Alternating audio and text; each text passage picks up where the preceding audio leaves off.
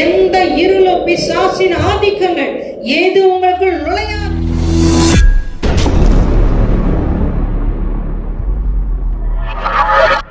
என்னோட கூட சேர்ந்து சில பாடலை நன்றாக உற்சாகமாக கைகளை தட்டி சேர்ந்து பாடுங்க. கர்த்தர் நம்ம மத்தியில இருந்து பெரிய காரியங்களை செய்ய போகிறார். ஹல்லேலூயா.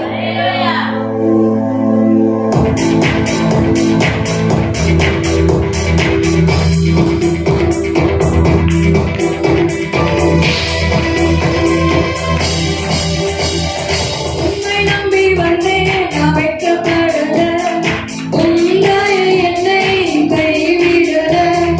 உம்மை நம்பி வந்தேன், நான் வெட்கப்படல. உம் தயை என்னை கைவிடல.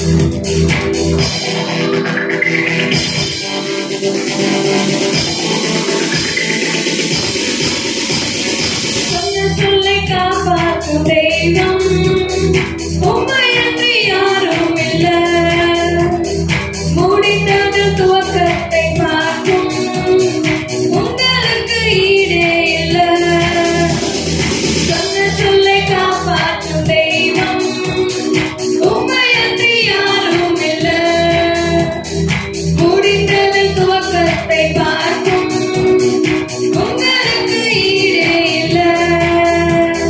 நீ சொல்லி அமராத புயல் ஒன்றை பார்த்ததில்லை.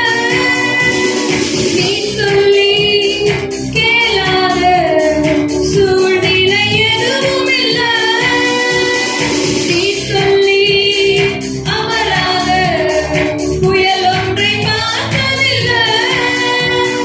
நீ சொல்லி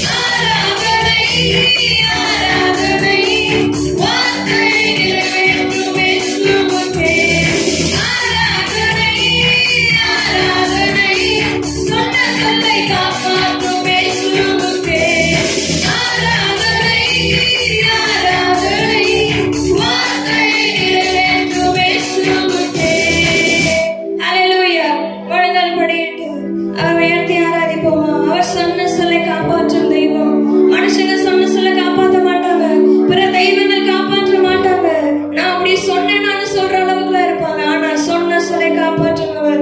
நான் உனக்கு சொன்னதை செய்யும் அளவும் இஸ்ரவேல் ஜனமே, உன்னை நான் கைவிட மாட்டேன்னு சொல்லி வாக்குத்தத்தம் பண்ணின தெய்வத்தை உயர்த்தி ஆராதிக்கலாமா? ஹalleluya. அவர் வார்த்தை நிறைவேற்றும் தெய்வம். முடிஞ்சு போயிட்டுன்னு சொல்லி நம்ம விட்டுறலாம், ஆனா முடிந்ததில் துவக்கத்தை தொடங்குபவர் அவர். ஓ ஹalleluya. அவரை உயர்த்தி ஆராதிக்கலாமா? Thank you Jesus. பூர்வத்தில் அடைப்பட்டிருந்த கதவுகளை எல்லாம், ஒரு மனிதனால அடைக்க முடியாத, திறக்க முடியாத கதவுகளை இன்றைக்கு கர்த்தர் வந்து திறக்க அவர் வல்லவராய் இருக்கிறார். ஹalleluya. விசுவாசித்து ஆராதிப்பீங்களா? ஓ thank you Jesus. அவர் சொல்லி அமராத புயல் ஒன்றும் இல்லை. அவருடைய வார்த்தைக்கு காற்றும் கடலும் அடங்கும் என்று பார்க்கிறோம். இன்றைக்கு உங்கள் வாழ்க்கையில எந்த புயல் வீசினாலும் பரவாயில்ல, கர்த்தரால் அடக்க கூடாத புயல்கள் ஒன்றும் இல்லை. அவர் சொல்லி கேளாத நாவுகள் ஒன்றும் இல்லை. அவர் சொல்லி அடங்காத புயல்கள் ஒன்றும் இல்லை. விசுவாசித்து நீங்க ஆராதிங்க. அவர் சொல்லி கேளாத சூழ்நிலை எல்லாம் இன்னைக்கு மாற போகிறது. ஹalleluya. நீ சொல்லி அமராத புயல் ஒன்றை பார்த்ததில்லை. நீ சொல்லி கேளாத சூழ்நிலை எதுவும் இல்லை. விசுவாசத்தோட இந்த வார்த்தைகளை திரும்ப சொல்லுவீங்களா? நீ சொல்லி அமராத புயல் ஒன்றை நான் இனிமே பார்க்க போறதில்ல. நீ சொல்லி கேளாத சூழ்நிலை எதுவுமே இனி நான் பார்க்க போறதில்ல. இன்று கண்ட எகிப்தினை இனி நான் என்றுமே காண்பது இல்லைன்னு சொல்லி விசுவாசத்தோட அறிக்கை செய்யுங்க. ஹalleluya. நீ சொல்லி அமராத புயல் ஒன்றை பார்த்ததில்லை. நீ சொல்லி கேளாத சூழ்நிலை எதுவும் இல்லை. ஆராதனை ஆராதனை சொன்ன சொல்லை காப்பாற்றும் இயேசுவுக்கே. ஆராதனை ஆராதனை ஆராதனை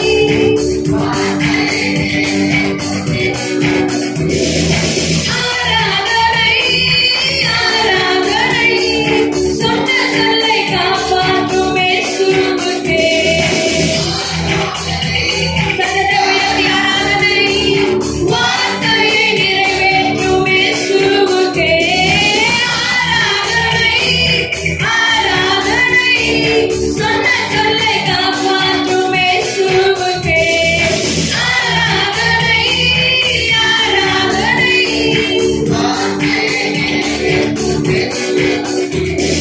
நீ மாற்றி காப்பாற்றுவே, கைவிட மாட்டேன் என்று. நீ மாற்றி காப்பாற்றுவே, கைவிட மாட்டேன் என்று. நான் வரண்டிடும் அறிகுறி தோன்றும் முன் வாய்க்காலாய் வருபவரே. நான் வரண்டிடும் அறிகுறி தோன்றும்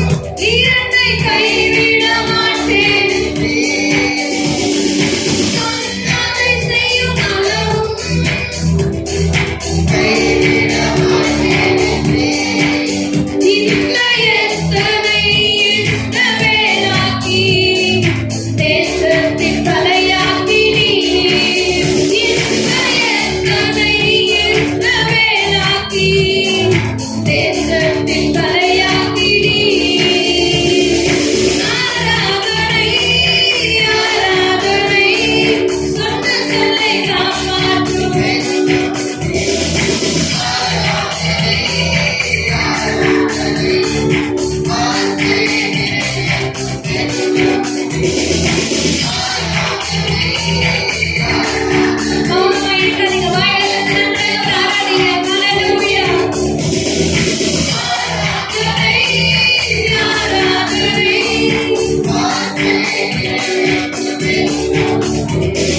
பூர்வத்தில் அடைபட்டிருந்த கதவுகள், பூர்வத்தில் இடிந்து போன நிலைமையில் இருக்கிற உங்களுடைய சூழ்நிலைகள், இன்றைக்கு தேவன் அதை சாதகமாக மாற்றுவார். இன்றைக்கு எழுந்து கட்ட போறீங்க நீங்க. ஹalleluya. விசுவாசத்தோடு இடிந்து போன எல்லா காரியங்களும், என் குடும்பத்தில்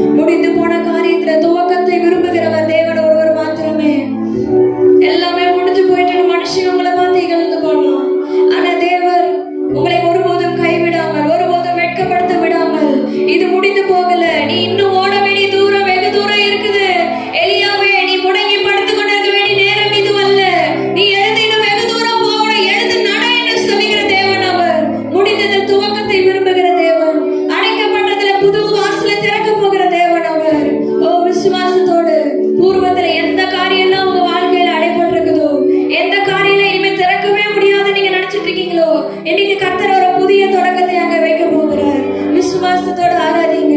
ஓ ஹalleluya. அவர் சொல்லி கேட்காத சூழ்நிலைகள் எல்லாம் மாறப்போகிறது. அவர் சொல்லி அமராத புயல்கள் எதுவுமே இல்ல. வேதவசனத்துல பாருங்க, எங்கெல்லாம் புயல் வீசுச்சோ அங்கெல்லாம் தேவன் வந்து அடக்க போகிறார். ஹalleluya. இறையாதே கடலே அமைதலா இரு, உனக்கு இவ்வளவுதான், இதுக்கு மிஞ்சி நீ வராதன்னு சொல்லி கட்டளையிடுகிற தேவன் அவர். எந்த சத்துருவின் சேனையானாலும் உங்களை பின்தொடர்ந்து வந்தாலோ உங்களுக்கு விரோதமாக எழும்புகிற எந்த ஆயுதம் வாய்க்காதே போகும் என்று வேதவசனம் சொல்லுகிறது. இவ்வளவுதான் உனக்கு லிமிட், இதுக்கு மேல வராதன்னு சொல்லி ஆண்டவர் கட்டளையிடுவார். அவர் சொல்லி கேட்காத புயல்கள் இல்ல, அவர் சொல்லி கேட்காத சூழ்நிலைகள் இல்ல. ஓ எல்லாம் அவருடைய சமூகத்துல கூடும், எல்லாம் கூடும் அவரால. தேவனால கூடாத காரியம் ஒன்றுமே இல்ல. விசுவாசத்தோட அவர் ஆராதிங்க. கர்த்தர் ஒரு பெரிய மாற்றத்தை உங்களோட ஏற்படுத்த வல்லவராய் இருக்கிறார். இந்த நவம்பர் மாதத்துல கடந்த நாட்கள் நடந்த எல்லா காரியங்களையும் மறந்துருங்க, எல்லா பழைய காரியங்களையும் மறந்துருங்க. இனியிருந்து ஒரு புதிய துவக்கத்தை தேவன் தர போகிறார். புதிய தரிசனத்தோட நீங்க நடக்க போகிறீங்க. ஓ விசுவாசத்தோட அவர் உயர்த்தி ஆராதிக்கலாமா? நன்றி இயேசுவே, நீர் செய்த ஒவ்வொரு நன்மைகளுக்காக நன்றி, நீர் கொடுத்த நல்ல தயவுக்காக நன்றி, கிருபைகளுக்காக நன்றி, வரங்களுக்காக நன்றி அப்பா. ஓ நன்றி இயேசுவே, நன்றி இயேசுவே. நாங்கள் உயர்த்தி ஆராதிக்கிறோம் அப்பா. நன்றியோடு நான் துதி பாடுவேன் எந்தன் இயேசுராஜனே. எனக்காய் நீர் செய்திட்ட நன்மைக்காய் என்றும் நன்றி கூறுவேன் நான். நன்றி நிறைந்த உள்ளத்தோடு அவர் உயர்த்தி ஆராதிக்கலாமா? நீர் செய்த எண்ணுக்கடங்காத நன்மைக்காக உமக்கு நாங்கள் நன்றி செலுத்துகிறோம் அப்பா. எனக்காக நீர் எவ்வளவோ காரியங்களை செய்தீரே, எங்களுக்காக நீர் ஜீவனையும் கொடுத்தீரே தகப்பனே. ஓ உமக்கு நன்றி செலுத்த வந்திருக்கிறோம் அப்பா. நாங்கள் ஆராதிக்க வந்திருக்கிறோம், உண்மையிலாக அன்பு கூற வந்திருக்கிறோம் தகப்பனே. எங்கள் மத்தியில் இறங்கி அசைவாடுங்க அப்பா. நன்றி நிறைந்த உள்ளத்தோடு, ஓ நன்றி நிறைந்த பாத்திரத்தோடு நாங்கள் உயர்த்தி ஆராதிக்க வந்திருக்கிறோம் அப்பா. ஓ ஹalleluya. நன்றியோடு நான் துதி பாடுவேன் எந்தன் இயேசுராஜனே.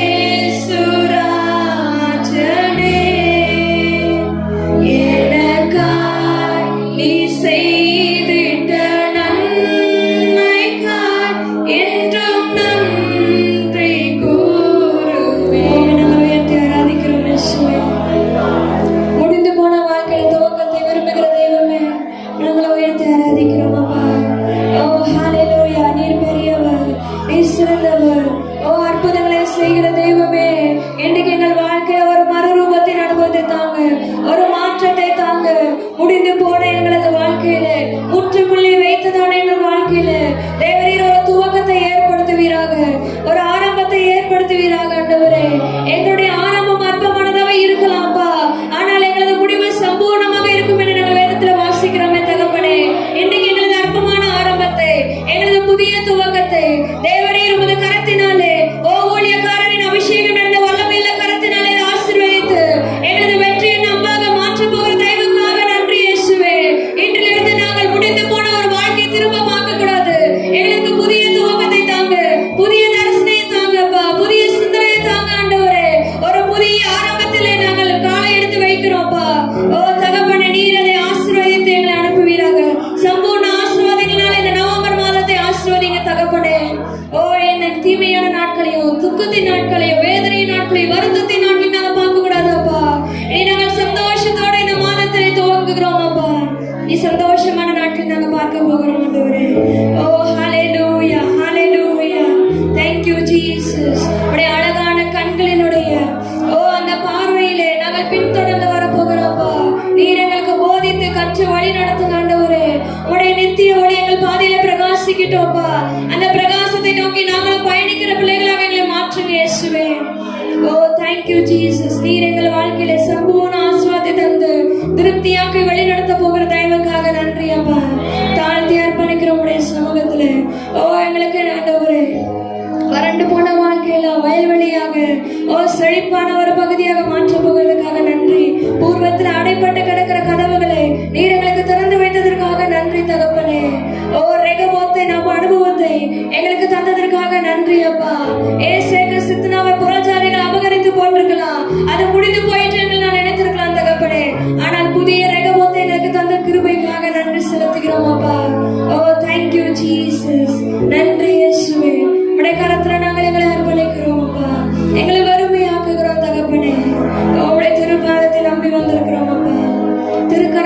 தாங்கி எங்களை வழி நடத்துங்க.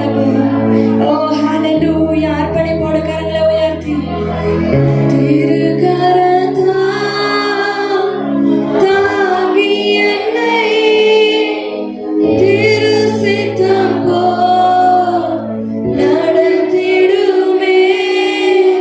திருக்கரத்தா தாங்கி என்னை திரு சித்தம் போல் நடத்திடுமே. கோயவன் கையில் களிமண்ணா அனுதினம் நீ படைத்திடுமே. கோயவன் கையில் களிமண்ணா அனுதினம் நீ படைத்திடுமே. அனுதினம் நீ படைத்திடுமே. அனுதினம் நீ படைத்திடுமே. கர்த்தாவே உமக்கு நன்றி. எங்களை நேசிக்கிற நல்ல பிதாவே, இந்த ஆஸ்வதிக்கப்பட்ட தருமையான காலை ஆராதனைக்காய் நன்றி. நன்றாக பாடி ஆராதிக்க நீர் கொடுத்த நல்ல கிருபைகளுக்காய் நன்றி. தொடர்ந்து மீதியான பகுதி வேலையும் உங்க பரிசுத்தமான கரத்துல ஒப்பு கொடுத்து ஜெபிக்கிறோம். ஆண்டவரே, தொடர்ந்து கர்த்தருடைய வார்த்தை எங்களுக்கு வல்லமையாய் வெளிப்படட்டும் அப்பா. நாங்கள் இன்னைக்கு ஆண்டவரே இந்த மாதத்துல புதிய மாதத்துல வந்திருக்க எங்களுக்கு நல்ல ஒரு வாக்குத்தத்தத்தை தரப்போகிறீரப்பா. அந்த வாக்குத்தத்தங்களை நாங்கள் காத்திருக்கிறோம். வார்த்தையை கொடுத்து எங்களை திருப்தியாக இன்னைக்கு அனுப்ப போகிறேன். அதுக்காய் ஸ்தோத்திரம் அப்பா. வந்தவண்ண வெறுமையாய் நாங்கள் போகாதபடி இன்னைக்கு பெரிய விடுதலையோடு ஆஸ்வாத்தோடு நாங்கள் கடந்து செல்ல கர்த்தர் எங்கள் ஒவ்வொருவருக்கும் வந்திருக்கிற ஒவ்வொரு தேவ பிள்ளைகளுக்கும் அப்படிப்பட்ட ஆஸ்வாத்தை தருவதற்காய் ஸ்தோத்திரம். உடைய நாம மகிமைப்படட்டும். நீரே பொறுப்பெடுத்துக் கொள்ளும். இயேசுவின் நாமத்தில் ஜெபிக்கிறோம் எங்கள் ஜீவன நல்ல பிதாவே, ஆமென். கர்த்தாவே, உம்முடைய வாக்கின்படி உமது தயவும் உமது இரட்சிப்பும் எனக்கு வருவதாக.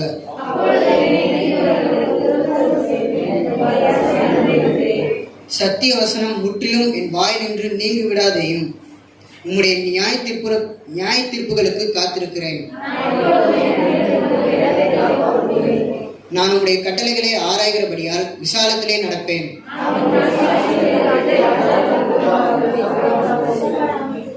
நான் பிரியப்படுகிற உமது கற்பனைகளின் பேரில் மனமகிழ்ச்சியா இருப்பேன்.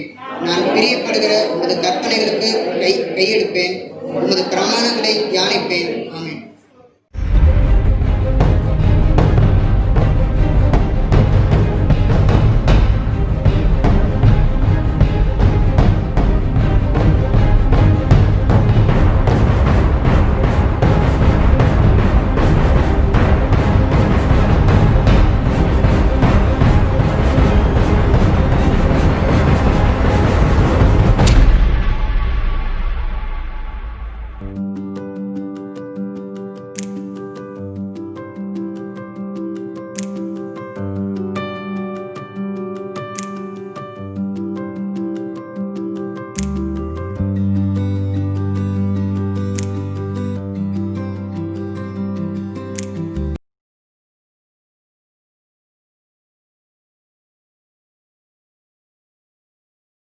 உன் இருளான வாழ்வை மாற்றும் நித்திய வெளிச்சம்.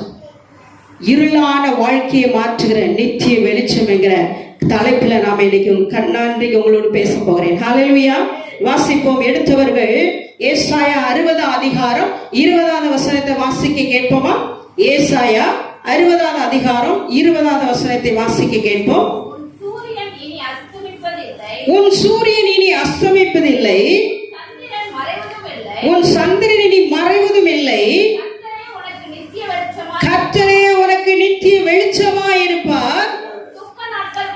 உன் துக்க நாட்கள் முடிந்து போகும். கரங்களை தட்டி அல்லேலூயா சொல்லுமா. கர்த்தரே உனக்கு நித்திய வெளிச்சமாய் இருப்பார். உன் துக்க நாட்கள் முடிந்து போகும். நமக்கு யார் வெளிச்சம்? கர்த்தர் நமக்கு வெளிச்சமாய் இருப்பார். நம்முடைய வாழ்க்கையில் இருக்கிற துக்கங்களா என்ன செய்யும்? மறைந்து போகும். கடந்த 10 மாதமாக எவ்வளவோ கஷ்டத்திலும் நெருக்கடியிலும் துன்பத்திலும் துயரங்களில் பல பிரச்சனை இருந்தோம். இன்னைக்கு இந்த காலை வேளை கர்த்தருடைய வார்த்தை உங்களுக்கு நேராய் கடந்து வருகிறது. தேவ பிள்ளைகளே, கர்த்தரே உனக்கு நித்திய வெளிச்சமாயிருப்பார். இனி உன் துக்க நாட்டை என்ன செய்யுமா முடிந்து போகும் என்று சொல்ல. இவ்வளவு நாள் நீங்க பட்ட துன்பம் துயரங்களுக்கு பதிலாக ஆண்டவர் சொல், நான் உனக்கு வெளிச்சமா இருக்கிறேன், உன்னுடைய துக்க நாட்டில் என்ன செய்யும் முடிந்து போகும். பல வருஷமாய் நீங்க துக்கத்தோடு வேதனையோடு இருக்கலாம், பல இக்கட்டுல சிக்கி கொண்டு துக்கத்தோடு இருக்கலாம். இந்த துயரத்தில் நீ யார் விடுதலையாக்க முடியும் சொல்லி கலங்கி தவிக்கலாம். ஆண்டவர் இந்த காலையில வாக்குத்தத்தமாக உங்களுக்கு சொல்லுகிறார், கர்த்தரே உனக்கு நித்திய வெளிச்சமாயிருப்பார். உன் துக்க நாட்கள் என்ன செய்யும், துக்க நாட்கள் முடிந்து போகும். அருமையான தேவனுடைய பிள்ளைகளை, நம்முடைய வாழ்க்கையில இருக்கிற எல்லா இருளையும் நீக்கிறதுக்கு தான் ஆண்டவர் என்ன செய்கிறார், வெளிச்சமாய் நமக்குள்ள வந்திருக்கிறார். ஹல்லேலூயா. நம்முடைய வாழ்க்கை ஒரு நாள் இருளா இருந்தது, அந்தகாரமா இருந்தது, பாவத்துல கிடந்தோம், யாரும் நம்மளை சீண்ட கூட முடியாதபடி ஒரு இருளான வாழ்க்கைக்குள் இருந்தோம். தேவ பிள்ளையே, இன்னைக்கு கர்த்தர் உங்க வாழ்க்கையில வந்து உங்க வாழ்க்கையை என்ன செஞ்சுட்டா பிரகாசிக்க பண்ணிருக்கு. ஹல்லேலூயா. அவர் உங்களுக்குள்ள வந்ததுனால்தான் இன்னைக்கு நீங்க யாருடைய பிள்ளையா இருக்கிறீங்க, நித்திய வெளிச்சமாக இயேசுவின் பிள்ளைகளாக நாம் இருக்கிறோம். ஹல்லேலூயா. அப்போ அவர் உள்ளே வரும்போது நம்முடைய வாழ்க்கையில் இருக்கிற இருள்லாம் என்ன செய்யும், வெளிச்சமாய் மாறும். ஹல்லேலூயா. அதனால்தான் ஆண்டவர் வந்தா அங்க என்ன இல்லையா, துக்கம். ஆண்டவர் வரும்போது நம்முடைய துக்கங்கள்லாம் மாறி போயிடும், நம்முடைய கவலை எல்லாம் மாறி போயிடும், நம்முடைய கண்ணீர்லாம் மாறி போயிடும். அந்த துக்கத்தை மாற்றுவதுதான் ஆண்டவராக இயேசு. ஹல்லேலூயா. ஒரு சம்பவத்தை உங்களுக்கு சொல்லுகிறேன். ஒரு ராஜா இருந்தார். அந்த ராஜாவுக்கு 3 பிள்ளைகள். அந்த ராஜாவுக்கு எத்தனை பிள்ளைகள் இருந்தார்களா, 3 குமாரர்கள் இருந்தார்களாம். 3 குமாரர்கள் நல்ல செல்லமா ராஜா வளர்த்தாராம். நல்ல எல்லா விதத்திலும் நல்ல சீரும் சிறப்புமாக எந்த குறைவில்லாமல் அந்த ராஜா தன்னுடைய மகனை வளர்த்து முடிந்த. ஒரு நாள் கேட்டாராம், ஒரு நாள் அவர் சொன்னார், இந்த 3 பேர்லையும் திறமையானவர் யார் என்று கண்டுபிடிக்க வேண்டும், அவர்கள் தான் என்ன செய்யணும், அரசனாக ஏற்படுத்தும் சொல்லி அவருக்கு ஒரு ஆசை. அப்போ 3 பேரும் நல்லா திறமையா இருந்தார்கள். 3 பேரும் யாரை கண்டுபிடிப்பேன்னு சொல்லி அவருக்கு ஒரு காரியம். அப்போ சொன்னார், உங்கள்கிட்ட நான் ஒரு காரியங்களை சொல்றேன், இந்த 3 பேரும் நீங்க என்ன செய்யுங்க, உங்க வீட்டை எல்லா பொருளால நிரப்புங்க. எவ்வளவுக்கு எவ்வளவு நீங்க நிரப்ப முடியுமோ அவ்வளவுக்குள்ள உங்க வீட்டை என்ன செய்யுங்க, நிரப்பி வைங்க. அதுல யார் சிறந்தவங்களா இருக்கிறீங்களோ அவர்கள் தான் நான் என்ன செய்ய போறேன், ராஜாவாக ஏற்படுத்த போறேன்னு சொல்லி அவர் சொன்ன உடனே அந்த 3 பேரும் பல காரியங்களை சிந்தித்து என்ன செஞ்சாங்க, 3 பேரும் சரிப்பான்னு சொல்லி அவங்க அப்பா சொன்ன அந்த நாளிலே, ராஜா சொன்னுடைய நாட்களிலே நிறைவேற ராஜா வரப்போகிறார். இப்போ என்ன செய்ய போறார், ராஜா தன்னுடைய குமாரனுடைய வீடுகளை வந்து பார்க்க போறார். எந்தெந்த 3 மகள் யார் தன்னுடைய வீடு முழுவதும் நிரப்பி வச்சிருக்கிறான்னு சொல்லி பார்ப்பதற்காக கடந்து வந்தார். முதலாவது மகன் வீட்டுக்கு வந்தார். அவன் வீட்டை பார்த்தா அங்க வீடு முழுவதும் என்ன இருக்கு தெரியுமா, வக்கியோல் என்று சொல்லுவாங்க இல்லையா, அதனால தன்னுடைய வீட்டை முழுவதும் நிரப்பினான். வேற எதுனாலும் என் வீட்டு முழுவதும் நிரப்ப முடியாதப்பான்னு சொல்லி என்ன வச்சு நிரப்பினாராம், வக்கியோலால தன் வீடு முழுவதையும் நிரப்பி வச்சுதான். அப்ப ராஜா பார்த்துட்டு சரிப்பா என்று சொல்லி மற்றொரு அடுத்த மகன் வீட்டுக்கு போனாராம். அந்த மகன் என்ன செய்தான் தெரியுமா, அங்க போனா அவன் வீடு முழுவதும் மணலினால் நிரப்பி வச்சிருந்தான். வீடு முழுவதும் எது நிரப்புனா, எவ்வளவுதான் பொருள் வச்சா நிறையாதுன்னு சொல்லி மணலை கொண்டு எவ்வளவு மணல் நிரப்ப முடியுமோ அவ்வளவு தூரம் அந்த வீடு முழுவதும் நிரப்பினான். சரின்னு சொல்லி 3வது மகன் வீட்டுக்கு போனாராம். அந்த வீட்டுக்குள்ள போனா வீடு எப்படி இருக்குது, இருட்டா இருக்குது. அந்த வீட்டுல ஒன்றுமே இல்லை. ஹல்லேலூயா. வீட்டுல ஒரு பொருள் இல்லை. ராஜா என்ன சொல்லியிருக்காரு, உங்க வீட்டை எல்லாவித பொருள், என்னென்ன பொருள் உங்களால முடிஞ்ச அளவுக்கு நிரப்ப முடியுமோ நிரப்புன்னு சொன்னார். அந்த மகன் வீட்டு வெறுமையா காலியா வச்சிருந்தாராம். அப்ப தகப்பனார் வீட்டுக்குள்ள போய் பார்த்துட்டு, தம்பி என்ன வீட்டுல ஒண்ணுமே இல்லையே அப்படின்னு சொல்லி, இப்போ பாருங்கப்பான்னு சொல்லி போய் ஒரு மெழுகுவத்தை ஏற்றி வைத்தான்.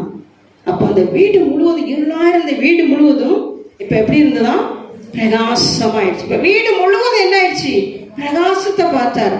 அப்போ அதை பார்த்துட்டு அவர் திருப்தியாய் போனார். ஹல்லேலூயா. அந்த வீட்டுல ஒரு பொருள் அவன் நிரப்பல. என்ன கொண்டு வந்தான், ஒரு விளக்கு ஏற்றினான். அந்த விளக்கு வீடு முழுவதும் எப்படி இருந்தது, வெளிச்சத்தை கொண்டு வந்து. ஹல்லேலூயா. இருளான இருந்த அந்த வீட்டுக்குள் ஒரு வெளிச்சம் வந்த உடனே அது பிரகாசித்தது. ஹல்லேலூயா. அவங்க என்ன செஞ்சாங்க, பொருளால நிரப்பி, தகப்பன் இதெல்லாம் பார்த்து நமக்கு என்ன செய்வார், அரசாங்கத்தை ராஜ்யபாரத்தை தருவான்னு சொல்லி அவங்க அப்படி செஞ்சாங்க. ஆனா இவன் வேற ஒண்ணுமே செய்யல. ஒரே ஒரு வெளிச்சத்தை மட்டும் உள்ளே கொண்டு போனான். அவருடைய அந்த ரூமே பிரகாசித்த உடனே அவருடைய தகப்பனார், இந்த மகனை தான் நான் என்ன செய்யறேன், அரசனாக்கப்படுறேன்னு சொல்லி சொன்னார். ஹல்லேலூயா. அப்போ பாருங்க, அந்த இருளான அறைக்குள்ளாக வெளிச்சம் பட்டதும் வெளிச்சத்தை கொண்டு அங்க வைக்கும் போது அந்த வீடு முழுவதும் எப்படி இருந்தது, பிரகாசத்தை வந்து கொண்டு வந்தது. ஹல்லேலூயா. அதுபோல் தான் தேவ பிள்ளைகளே, நம்முடைய வாழ்க்கையில இருளாய் கடந்த நம்முடைய வாழ்க்கை ஒரு நாள் பாவத்தில் இருந்தோம், சாபத்தில் இருந்தோம், அக்கிரமத்தில் இருந்தோம், உளையான சேட்டில உலக பாவத்துல சிக்குண்டு உழண்டு கிடந்தவங்க வாழ்க்கையை மாற்றி அமைக்க ஆண்டவராக இயேசு உங்களுக்குள்ள எப்படி வெளிச்சமாய் கடந்து வந்தார். அதுதான் கர்த்தருடைய வசனம், கர்த்தரே உனக்கு நித்திய வெளிச்சமாய்ப்பார், உன் துக்க நாட்கள் முடிந்து போகும். அப்ப நம்முடைய வாழ்க்கையை மாற்றுவதற்கு யார் தான் உள்ள வரணும், வெளிச்சமாகிய ஆண்டவர் வரணும். ஹல்லேலூயா. அந்த வெளிச்சம் நமக்கு எதை கொடுக்குதுன்னா ரட்சிப்பு. ஹல்லேலூயா. ரட்சிப்பு நமக்கு எதை கொடுக்கிறது, வெளிச்சத்தை. அந்த வெளிச்சம் நமக்கு உள்ள வந்ததுனால நம்ம இப்ப எப்படி இருக்கிறோம், ரட்சிக்கப்பட்ட தேவ பிள்ளை, ரட்சிப்பின் பிள்ளையா இருக்கிறோம். அப்ப வெளிச்சம் நமக்குள்ள வரலன்னா நம்ம வாழ்க்கை என்ன இருக்கும், இருள தான் கடந்திருக்கும். ஹல்லேலூயா.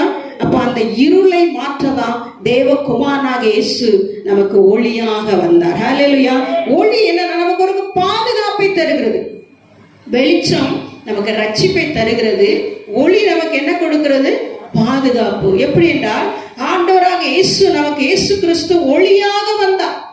ஹல்லேலூயா. அந்த ஒளி யாரு, இயேசு. யோவான் ஸ்நானன் நமக்கு என்ன செய்யறார், சாட்சி கொடுக்கிறார். அந்த ஒளி அவர்தான் ஆண்டவராக இயேசு கிறிஸ்து. அப்போ அந்த ஒளி நமக்கு என்ன கொடுக்கிறது, பாதுகாப்பு. ஆண்டவர் நமக்குள்ள வந்துட்டா நமக்கு எந்த தீமை என்ன செய்யாது, அணுகாது. ஹல்லேலூயா. ஒரு வசனத்தை வாசிப்போம்.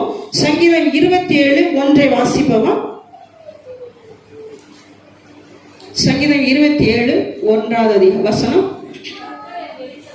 இங்கே தாவீது சொல்லுகிறார், கர்த்தரின் வெளிச்சமும் என் ரட்சிப்புமானவர். பாருங்க, கர்த்தரின் வெளிச்சமும் என் ரட்சிப்புமானவர், நான் என்ன செய்வேன், யாருக்கு பயப்படுவேன். எவ்வளவு தைரியமா சொல்கிறார், போல்ட் அடிக்கிறார். பாருங்க, கர்த்தரே எனக்கு வெளிச்சம், அவரே எனக்கு ரட்சிப்புமானவர், நான் யாருக்கு பயப்படணும். தேவ பிள்ளைகளே, இன்னைக்கு இருளை கண்டு பயப்படுகிற அநேக தேவ பிள்ளைகள் உண்டு. இருள் உங்க வாழ்க்கையை என்ன செய்யாது, ஒரு நாளும் மாற்றி அமைக்காது. அந்த இருளை மாற்றி அமைக்கிற இயேசு உங்க வாழ்க்கையில வரும்போது, அந்த ஒளியாக இயேசு, கர்த்தர் உனக்கு நித்திய வெளிச்சமாய் கொடுக்கிற அந்த இயேசு கிறிஸ்து நமக்குள்ள வரும்போது நம்ம வாழ்க்கை எப்படி இருக்கும், பிரகாசிக்கும். ஹல்லேலூயா. அப்போ இங்க தாவீது சொல்லுகிற, என் கர்த்தர் என் வெளிச்சமும் என் ரட்சிப்புமான, இனி நான் யாருக்கு பயப்படேன். தேவ பிள்ளை, அவர் நமக்கு நித்திய வெளிச்சமா இருக்கும் போது நாம் ஏன் இருளை கண்டு பயப்படணும், இருளில் அதிகாரங்களை கொண்டு ஏன் பயப்படணும். இன்னைக்கு அநேகருடைய வாழ்க்கை என்ன செய்து, இருள்ல இருக்குது. ஹல்லேலூயா. அதுதான் அந்த காலைவேளை கர்த்தரே உனக்கு நித்திய வெளிச்சமாய் இருப்பாரானால் உன் துக்க நாட்கள் முடிந்து போகும் என்று சொல்லுகிறார். இந்த வாக்குத்தத்த வசனத்தை நாம் சுதந்தரிப்போம். ஹல்லேலூயா. உங்க வாழ்க்கையில எவ்வளவு பெரிய இருளா இருந்தாலும் அதை கர்த்தர் மாற்றியப்பா. நீங்க என்ன செய்யணும், அதற்காக அந்த பாதுகாப்பான ஒளியாக இயேசு கிறிஸ்து இருக்கும்போது இருளின் அதிகாரங்களுக்கு, இருளில் இருக்கிற ஆதித்தங்களுக்கு என்ன செய்யக்கூடாது, நீங்க ஒரு நாளும் பயப்படக்கூடாது. தாவீது அதான் சொல்லுகிறார், கர்த்தர் எனக்கு நித்திய வெளிச்சமா இருக்கிறார், ரட்சிப்பா இருக்கிறார், நான் எதற்கு யாருக்கு ஏன் பயப்படணும், எந்த மனுஷனுக்கும் பயப்படக்கூடாது. நம்ம பயந்தா ஒரு நாள் என்ன செய்ய முடியாது, உலகத்துல வாழவே முடியாது. ஹல்லேலூயா. எதற்கு பயப்படணும், கர்த்தருக்கு தான். ஹல்லேலூயா. கரங்களை தேலையில சொல்லலாம், இருளின் ஆதிக்கங்கள் பயப்படாதீங்க, பிசாசை கொண்டு பயப்படாதீங்க, எந்த மனுஷனும் உங்களை மிரட்டினாலும் என்ன சொன்னாலும் பயப்படாதீங்க. ஹல்லேலூயா. தாவீது சொல்ல, கர்த்தரின் பட்சத்தில் இருக்கிறபடினால் நான் என்ன செய்ய மாட்டேன், பயப்பட மாட்டேன். ஹல்லேலூயா. அப்போ வசனத்தை என்ன செய்யணும், நல்லா வாசித்து அதை விசுவாசிக்கணும். கர்த்தருடைய வசனம் வல்லமையில்தான் இருக்கிற தேவ பிள்ளை, இந்த காலவேளை கர்த்தர் உங்கள் துக்கத்தை சந்தோஷமா மாற்ற வேண்டும் சொல்லியிருக்கிறார். அப்போ நமக்குள்ளாக என்ன வரணும், அந்த நித்திய வெளிச்சமாகிய கிறிஸ்து நமக்குள் உதிக்க வேண்டும். அவர் உலகத்துக்கு ஒளியா இருக்கிறார் என்று சொல்லியிருக்கிறார். அந்த மெய்யான ஒளி யார், ஆண்டவராக இயேசு கிறிஸ்து. அவர் நம்ம வாழ்க்கையில இருந்தா போதும், நம்ம வாழ்க்கை எப்படி இருக்கும், பிரகாசி. ஆனா ஒரு சிலர் என்ன செய்யறோம்னா, அந்த இருள்ல இன்னும் இருந்துட்டு இருக்கீங்க. அப்போ இந்த இருள்ல இருக்கிற நாம் அந்த வெளிச்சத்துக்குள்ளாக, அந்த கிறிஸ்துங்கிற வெளிச்சம் நமக்குள் வர வேண்டும், நம்முடைய துக்கங்கள்லாம் மாற வேண்டும் என்றால் ஒரு சில காரியங்கள் நம்ம என்ன செய்ய போறோம், கை கொள்ள வேண்டும். அதை நாம் இப்ப தியானிக்க போகிறோம். பார்ப்போம். முதலாவது வாசிப்போம். ஏசாயா 8வது அதிகாரம் 20வது வசனத்தை வாசிக்க கேட்போமா? ஏசாயா 8:20. வேதத்தையும் சாட்சி ஆகமத்தை நீங்க என்ன செய்ய வேண்டும், கவனிக்க வேண்டும். நன்றாக கேளுங்க, திரும்ப வாசிப்போம். வேதத்தையும் சாட்சி ஆகமத்தையும் கவனிக்க வேண்டும். இந்த வார்த்தையின்படியே சொல்லாவிட்டால், இந்த வார்த்தையின்படி சொல்லாவிட்டால் அவங்களுக்கு என்ன இல்லையா, விடியற் காலத்து வெளிச்சம் இல்லை. கரங்களை வச்சு அல்லேலூயா சொல்லுமா? ஹல்லேலூயா. நைட்டு நம்ம தூங்கும் போது இருட்டா இருக்கு. வெளியே நீங்க பார்க்கும்போது எப்படி இருக்கும், இருட்டா இருக்கும். காலையில 5 மணி 5:30 ஆனா கொஞ்சம் என்னச்சியும் வெளிச்சம் வரும். 6 மணி ஆனா முழுமையான ஒரு வெளிச்சம் நம்ம வீட்டுல இருக்கிற ஜன்னல் கதவு மூலமா இந்த வெளிச்சம் என்னச்சியும் உள்ள வரும். அப்ப நம்ம விடிந்துட்டுன்னு சொல்லி என்ன செய்வோம், எல்லாரும் எழும்பும். அப்போ இந்த வேத வசனம் சொல்லுது, சத்திய ஒளி, சத்திய ஒளி நமது உள்ளத்தில் இல்லாவிட்டால், அந்த சத்திய வார்த்தை கர்த்தருடைய வசனம் சொல்லுது, கர்த்தருடைய வசனம் காலுக்கு தீபமும் பாதைக்கு வெளிச்சமா இருக்கிறது. கர்த்தருடைய சத்தியத்தை அறிவு, சத்தியம் உங்களை விடுதலையாக்கும் என்று சொல்லியிருக்கு. அப்ப சத்திய வார்த்தையை நம்ம என்ன செய்யணும், முதலாவது வேதத்தையும் சாட்சி ஆகமத்தையும் நம்ம என்ன செய்யணும், அதை கவனிக்க வேண்டும். தேவப்பிள்ளையுடைய கர்த்தருடைய வார்த்தையை, கர்த்தருடைய வசனம், அவருடைய கட்டளை, ஆண்டவர் நமக்கு 10 கட்டளையை கொடுத்திருக்கிறார், கற்பனைகளை கொடுத்திருக்கிறார். அதை நம்ம என்ன செய்யணும், கவனமாய் செவி கொடுத்து கேட்க வேண்டும். ஒரு வார்த்தை கர்த்தருடைய வேத வசனத்தை கவனித்து கேட்க வேண்டும். ஹல்லேலூயா. அப்போ வார்த்தையை நம்ம என்ன செய்யணும், கவனித்து உற்று நோக்கி நம்ம கேட்கும் போது அந்த வார்த்தை நமக்கு என்ன சொல்லுகிறது, அவங்களுக்கு முற்றிலும் கேட்காதவர்களுக்கு அன்னைக்கு விடியற் காலம் வெளிச்சம் இல்லை. ஹல்லேலூயா. அப்படி கர்த்தருடைய வார்த்தையை கேட்டு செவி கொடுத்து நம்ம கேட்கும் போது அவங்களை கர்த்தர் எழுத துக்கத்தை சந்தோஷமா மாற்றுவார். அவருடைய வாழ்க்கையில கர்த்தர் நிச்சயம் வெளிச்சமா இருப்பேன் இருக்கிறார். ஆனா அதை கேட்காதவர்களுக்கு என்ன இருக்குமா, அவங்களுக்கு விடியற் காலத்து வெளிச்சம் இல்லை. ஹல்லேலூயா. இங்க அமர்ந்திருக்கிற அருமையான சகோதர சகோதரிகளே, கர்த்தருடைய வசனத்தை நம்ம என்ன செய்வோம், கவனமாய் கேட்போம். ஏதோ வந்தோம், ஆராதிக்கு வந்தோம், ஜெபம் பண்ணோம், ஆராதிச்சோம், வசனத்தை கேட்டோம், போகணும்னு இருக்காங்க. ஹல்லேலூயா. என்னுடைய வார்த்தையை காதுள்ளவன் கேட்க கடவன் சொல்லப்பட்டிருக்கு. அப்போ கர்த்தருடைய வார்த்தை வெறுமையானதல்ல, அது ஜீவனுள்ளதா இருக்கிறது. அது ஆத்துமாவை என்ன செய்தா, உயிர்ப்பிக்கிற வார்த்தையா இருக்கிறது. அப்படிப்பட்ட வார்த்தையை நம்ம என்ன செய்யணும், செவி கொடுத்து கேட்கணும். ஒரு வசனத்தை வாசிப்போம். 119வது சங்கீதம் 105வது வசனத்தை வாசிப்போமா? சங்கீதம் 119 105வது வசனத்தை வாசிப்போம். இங்க தாவீது சொல்லுகிறார், உம்முடைய வசனம் என் கால்களுக்கு தீபமும் என் பாதைக்கு அது எப்படி இருக்குதா, வெளிச்சமா இருக்கிறதா. பாருங்க, அப்போ தாவீது தன்னுடைய வாழ்க்கையில கர்த்தருடைய வசனம் என் கால்களுக்கு தீபம், என் பாதைக்கு வெளிச்சமா இருக்கிறன்னு சொல்லி அவர் இங்கே சொல்லுகிறார். தேவ பிள்ளையே, அப்ப நம்முடைய வாழ்க்கையில ஒவ்வொரு நாளும் ஆண்டுடைய சமத்துல கர்த்தருடைய வசனமே நமக்கு வெளிச்சம் தருகிறது. அது நமக்கு தீபமா இருக்கிறது. நம்முடைய கர்த்தருடைய வசனம் நமக்கு இருக்கும்போது அது இருளை நிச்சயம் மாற்றி அமைக்கிறதா இருக்கும். ஹல்லேலூயா. நம்ம எங்க போனாலும் அவர் நமக்கு நித்திய வெளிச்சமா இருப்பார். பாதைக்கு தீபம், காலுக்கு தீபமா இருக்கிற தேவன் அந்த வசனத்தை கொண்டு நம்மளை என்ன செய்வார், சரியான பாதைகளை, சரியான வழிகளை நடக்க செய்வார். நம்ம அந்த வசனத்தை கேட்காம இருந்தா நமக்கு என்னதுல, காலுக்கு தீபமும் பாதைக்கு வெளிச்சமா இராமல் போயிடும். ஹல்லேலூயா. அதுதான் அந்த வேத வசனம் சொல்லுகிறது. அவருடைய வசனத்தை கேட்கல, வார்த்தையை கேட்கலனா, கை கொள்ளவில்லை என்றால் விடியற் காலத்து வெளிச்சம் இல்லை. ஹல்லேலூயா. அந்த வெளிச்சத்தை பார்க்க முடியாது. அன்னைக்கு இஸ்ரவேல் ஜனங்கள் வனாந்திரத்துல அங்க வெளிச்சம் இருந்துதான், அங்க லைட் போட்டிருந்தாங்களா? இது இல்லை. இப்பதான் என்ன செய்யறோம், நம்ம எல்லா வீதிகளும் லைட்டு, கம்பத்தெல்லாம் லைட்டு கட்டி எல்லா வீதிகளும் ரோடெல்லாம் லைட் எரியுது. அன்னைக்கு இஸ்ரவேல் ஜனங்கள் வனாந்தரத்துல நடந்து வரும்போது அவங்களுக்கு வெளிச்சம் இல்லை, அந்தகார ஆண்டவர் மேக ஸ்தம்பத்தையும் அக்னி ஸ்தம்பத்தையும் நடத்தினார். ஹalleluya. இரவுல அவங்களுக்கு எப்படி இருந்தது? அக்னி ஸ்தம்பமா இருந்தது, நன்றாக வெளிச்சம். அதை பார்த்து அவங்க என்ன செஞ்சாங்க? பிரயாணப்பட்டு வந்து கொண்டிருந்தார்கள். அதே போல பகல் நேரத்துல மேக ஸ்தம்பம், வெயில் தாங்க முடியாது. பாலைவனத்துல மரம் செடி கொடியெல்லாம் பார்க்க முடியாது, அப்படிப்பட்ட ஒரு வனாந்தரம். அந்த இடத்துல கர்த்தர் அவங்களுக்கு என்ன செய்தார்? மேக ஸ்தம்பத்தை அனுப்பினார். ஹalleluya. நாங்கள் கடந்த மாதத்தை ஊருக்கு போகும்போது பயங்கர வெயில், மத்தியானம் ஒரு 10-11 மணி இருக்கும், பயங்கர வெயில். அப்போ ரொம்ப கஷ்டமா பயங்கர வெயிலா இருக்கப்பா, கொஞ்சம் கூட நிழல்லேன்னு சொல்லி மனசுல நினைச்சிட்டே போனோம். நாங்க போகிற ரோட்ல இருந்து கொஞ்சம் தூரம் பார்த்தீங்கன்னா திடீர்னு ஒரு மேகம் நின்னுது. அங்க தூரம், ரொம்ப தூரம் போக வரைக்கும் அந்த மேகம் அந்த இடத்துல தான் நின்னுது. எங்களுக்கு அந்த மேகத்துக்குள்ள போகும்போது இந்த வசனம் ஞாபகம் வந்தது. ஹalleluya. இது போலதான் ஆண்டவர் இஸ்ரவேல் ஜனங்களை மேக ஸ்தம்பத்தை கொண்டு நடத்தியிருப்பார். ஹalleluya.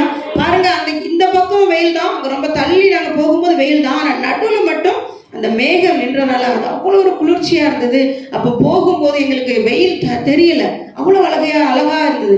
அப்பதான் இந்த வசனம் எங்களுக்கு ஞாபகத்துக்கு வந்தது. ஆண்டவர் இஸ்ரவேல் ஜனங்களை அந்த வனாந்தரத்துல இது போலதான் நடத்தியிருப்பார், இந்த நிழல்ல தானே அவங்களுக்கு போயிருப்பாங்கன்னு சொல்லி அப்படி நம்ம என்ன செஞ்சோம்? அந்த நேரத்துல நாங்க கர்த்தரை துதித்தோம். ஆண்டவரே உமக்கு ஸ்தோத்திரம், இப்படித்தானே நடத்திருப்பேன்னு சொல்லி. அதுபோல்தான் தேவ பிள்ளைகளே, அவர் என்ன செஞ்சார்? இஸ்ரவேல் ஜனங்களே அவ்வளவு ஒரு வனாந்தரத்துல அவங்களுக்கு ஆண்டவரே என்ன செய்தார்?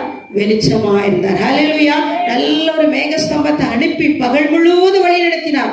இரவுல அக்னி ஸ்தம்பத்தை நடத்தி இரவுல அவங்களுக்கு வெளிச்சமா இருந்தார். அப்ப கர்த்தருடைய வார்த்தை நமக்கு என்ன செய்யறது? வெளிச்சத்தை கொடுக்க, பாதைக்கு தீபமா இருக்கிறது. அப்படிப்பட்ட வசனத்தை நம்ம என்ன செய்யணும்? கை கொள்ள வேண்டும், செவி கொடுத்து கேட்க வேண்டும். வசனத்தை நம்ம கேட்கும் போதுதான் அதோடைய ஆசீர்வாதம் என்ன செய்யும்? நீங்களும் நானும் என்ன செய்யும்? பெற்றுக்கொள்ள முடியும். அப்போ கர்த்தருடைய வசனம் நமக்கு வெளிச்சத்தை கொடுக்கிறதா இருக்கு. இன்னொரு வசனத்தை வாசிப்போம். அதே அதிகாரத்துல 130வது வசனத்தை வாசிக்க கேட்போமா? உம்முடைய வசனத்தின் பிரசித்தம். பாருங்க, வசனத்தின் பிரதிஷ்டம் என்ன செய்தான்? வெளிச்சத்தை கொடுத்து பேதைகளை என்ன செய்யறதா? உணர்வுள்ளதா. பேதை அவர் உணர்வுள்ளதா இருக்கிறார். ஒன்றுமே தெரியாத இருக்கிற இந்த சகோதரனுக்குள்ள இப்போது கர்த்தருடைய வசனம், வெளிச்சமாகிய வசனம் உள்ளே போகும்போது அவனுக்குள்ள என்ன செய்யும்? ஒரு பெரிய விடுதலையே காண முடியும். ஹalleluya.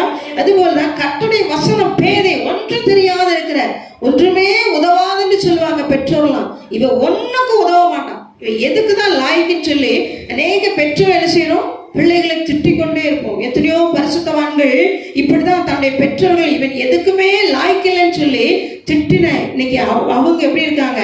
வல்லமையான ஊழியக்கார பிரகாசித்துக் கொண்டு இருக்கிறாங்க. ஹalleluya. எனக்கு படிப்பறிவு இல்லை, எனக்கு ஒரு அந்தஸ்து இல்லை, ஒரு டேலண்ட் இல்லை, நான் பிரயோஜனமற்றவன், எல்லாராலும் ஒதுக்கப்பட்டவன் என்று சொல்லி நினைத்தவர் தான் இன்னைக்கு ஆண்டவர் பெரிய வல்லமையான ஊழியக்கான ஒவ்வொருவரையும் மாற்றி வைத்தது. ஹalleluya.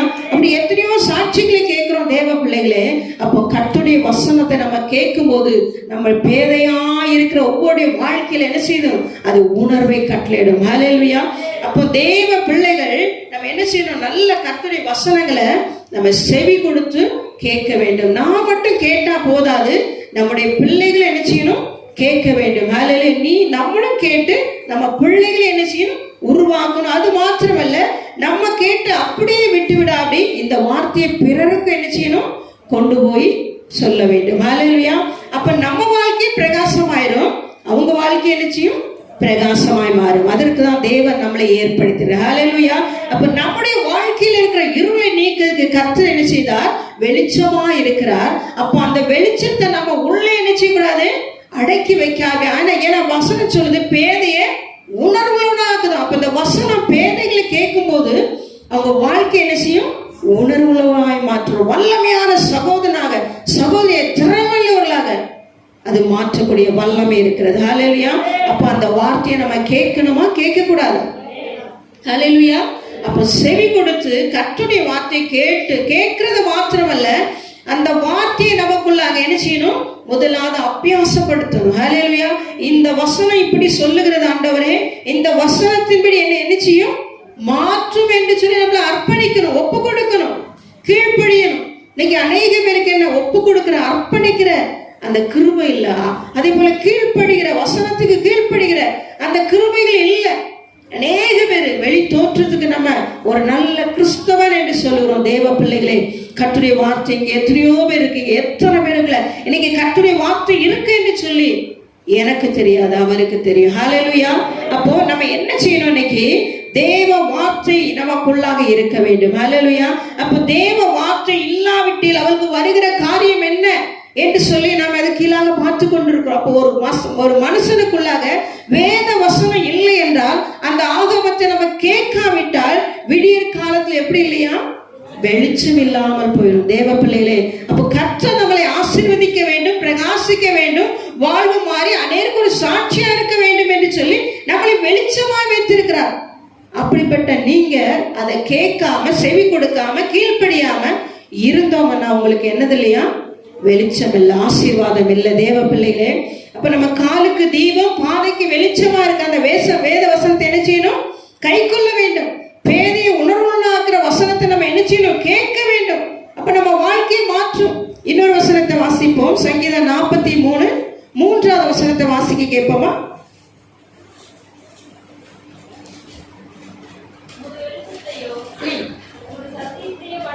உமது வெளிச்சத்தையும் உங்களுடைய சத்தியத்தையும் அனுப்பியறலும். ஹல்லேலூயா. அப்போ நம்முடைய வாழ்க்கையை மாற்றுவதற்கு உங்களுடைய சத்தியத்தையும் உங்களுடைய வெளிச்சத்தையும் எனக்குள்ள அனுப்பும் என்று சொல்லி நம்ம என்ன செய்யலாம்? தேவ சமத்துல ஜெபிக்கலாம். ஹல்லேலூயா. அப்போ கர்த்தருடைய வசனம் நமக்குள்ள வரும்போது அந்த வசனம் வேறுள்ளதா இருக்கும். அது நமக்குள்ள இருந்து கிரியை செய்கிறார். ஒரு மனுஷனுக்குள்ளாக கர்த்தருடைய வசனம் உள்ளே வந்த உடனே அவருடைய வாழ்க்கையை மாற்றி அமைக்கிறது. ஹல்லேலூயா. ஏன்னா அந்த வார்த்தையில் என்ன இருக்கிறது? வல்லமை இருக்குது. ஆதியாகமம் 1வது அதிகாரம் 2-3 வாசிப்போமா?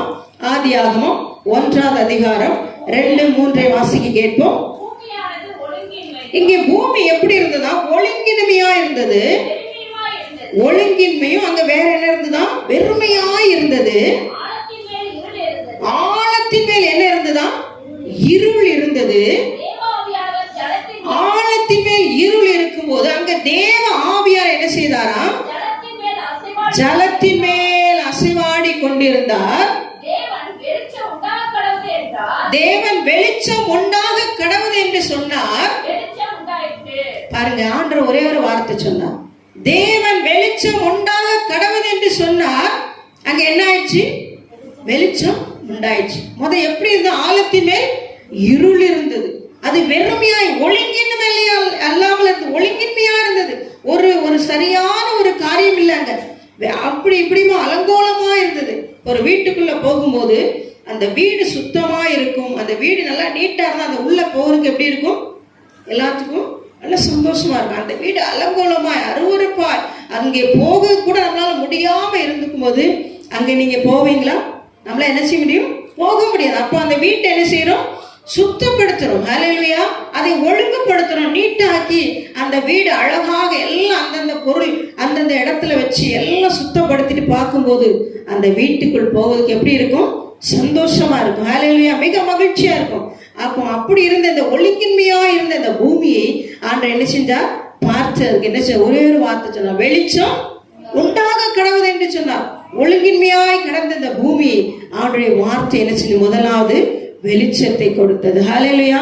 அந்த வெளிச்சம் உண்டாக கடவுது என்று சொன்ன உடனே பாருங்க, அது என்னாச்சு? வெளிச்சம் உண்டான இருளாய் கடந்தது.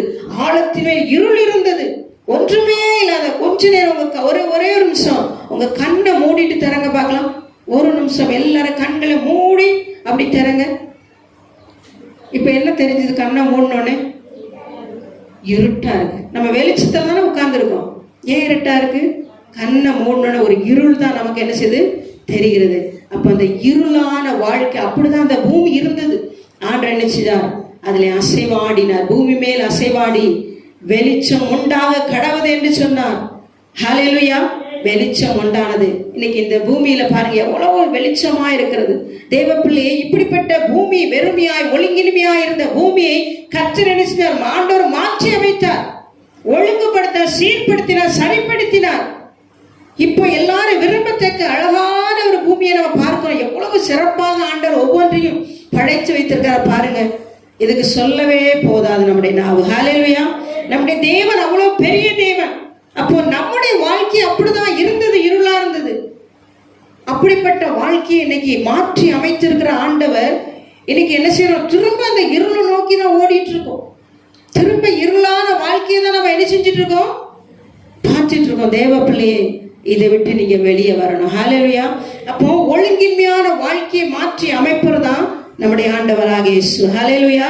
நம்ம வாழ்க்கை மாற வேண்டும் என்று சொன்னா அவரே இந்த பூமிக்கு என்ன செஞ்சார்? வெளிச்சம் கொடுப்பதற்காக, மாற்றுவதற்காக இறங்கி வந்தார்.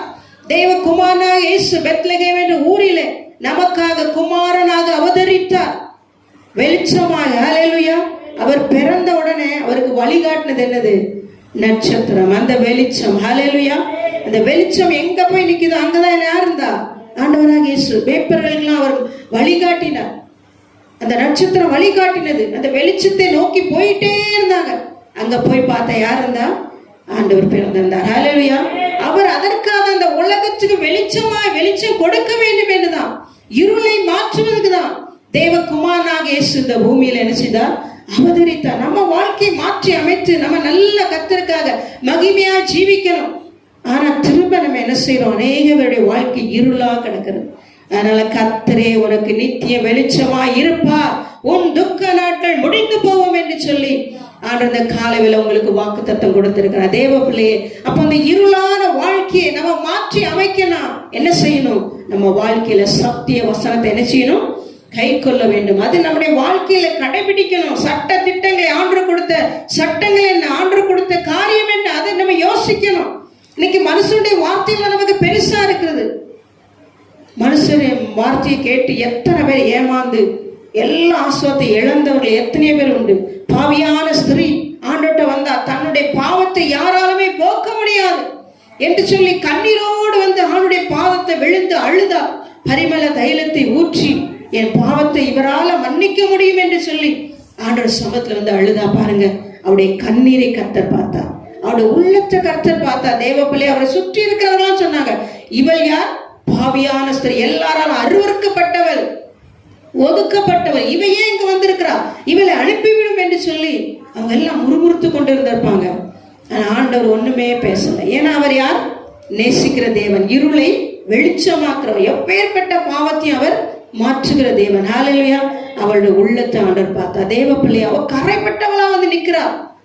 அவருடைய உள்ள இருளா கிடக்கிறது. அந்த மகளுக்கு ஒரு இப்போ சமானத்தை ஏற்படுத்தணும். அவருடைய வாழ்க்கைக்கு பாவங்கள் நீங்கணும், அவள் பரிசுத்தமாய் மாற வேண்டும் என்று சொல்லி ஆண்டவர் ஒரு வார்த்தை சொன்னார். என்ன சொன்னா? நீ போ, உன் பாவம் மன்னிக்கப்பட்ட, இனி நீ என்ன செய்யாத? பாவம் செய்யாதன்னு சொன்னார். ஒரே வார்த்தை தான், இனி நீ போ, பாவம் செய்யாதே. பாருங்க, இன்னைக்கு உலகத்துல தன் பாவத்தை கழுவ வேண்டுமா, அதை கொண்டு வா, இதை கொண்டு வா, இதை செய், அப்பதான் பரிகாரம் போகும், உன் சாபம் நீங்கும், உன் குடும்பத்துல சாபம் நீங்கும் சொல்லி என்னெல்லாமா பரிகாரம் கேட்கிறாங்க. உங்களுக்கு விரோதமா இப்படி செய்து வைத்துட்டாங்க, இதை நம்ம எடுக்கணும், இதை செய்யணும், அதை செய்யணும்.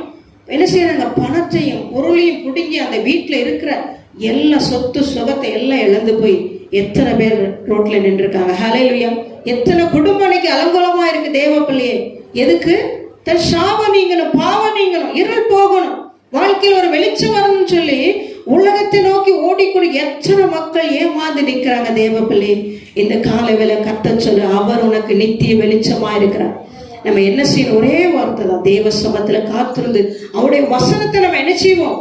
கை கொள்வோம், கட்டளையை கை கொள்வோம். வேற எதையும் நம்ம நாடி ஓடாதீங்க. எவ்வளவுதான் சத்தியம் தெரிந்தாலும் நம்ம என்ன செய்யணும்? திரும்ப இந்த இருளை நோக்கி ஓடிக்கொண்டிருக்கோம். தேவ பிள்ளை, அந்த இருளை மாற்றி அமைக்கதான் ஆண்டவர் இந்த உலகத்துக்கு வந்தார். ஹல்லேலூயா. அப்போ நம்ம ஆண்டுடைய வார்த்தை என்ன செய்யணும்? கேட்கணும், சத்தியத்தை கேட்கணும், சத்தியத்துக்கு கை கொள்ளணும், சத்தியத்தை கடைபிடிக்கணும். அந்த வார்த்தை கட்டளை என்ன சொல்லுது? இதை செய்யாத அதை விட்டுறணும். இன்னைக்கு இதை செய்யாத அதை தான் மீறி செய்யணும். இது வேண்டாம், இதை விட்டுருங்க அப்படின்னு சொன்னா நம்ம என்ன செய்யணும்? உலகத்தை பார்க்கிறோம், உலக மனுஷனை பார்க்கிறோம், உலகத்துக்கு வருகிற நமக்கு வருகிற காரியங்களை நோக்கி பார்த்துட்டே நம்ம என்ன செய்யறோம்? அப்படியே தேவ பிள்ளையை ஆண்டவர் மாற்றி அமைக்க தான் வந்தார். ஹல்லேலூயா. அப்ப நம்முடைய வாழ்க்கையில் அவர் மாற்றி அமைக்க போக அவர் என்ன சித்தமுள்ளவரா இருக்கிறார். ஒரு வசனத்தை வாசிப்போம். யோவான் 8வது அதிகாரம் 12வது வசனத்தை வாசிப்போமா?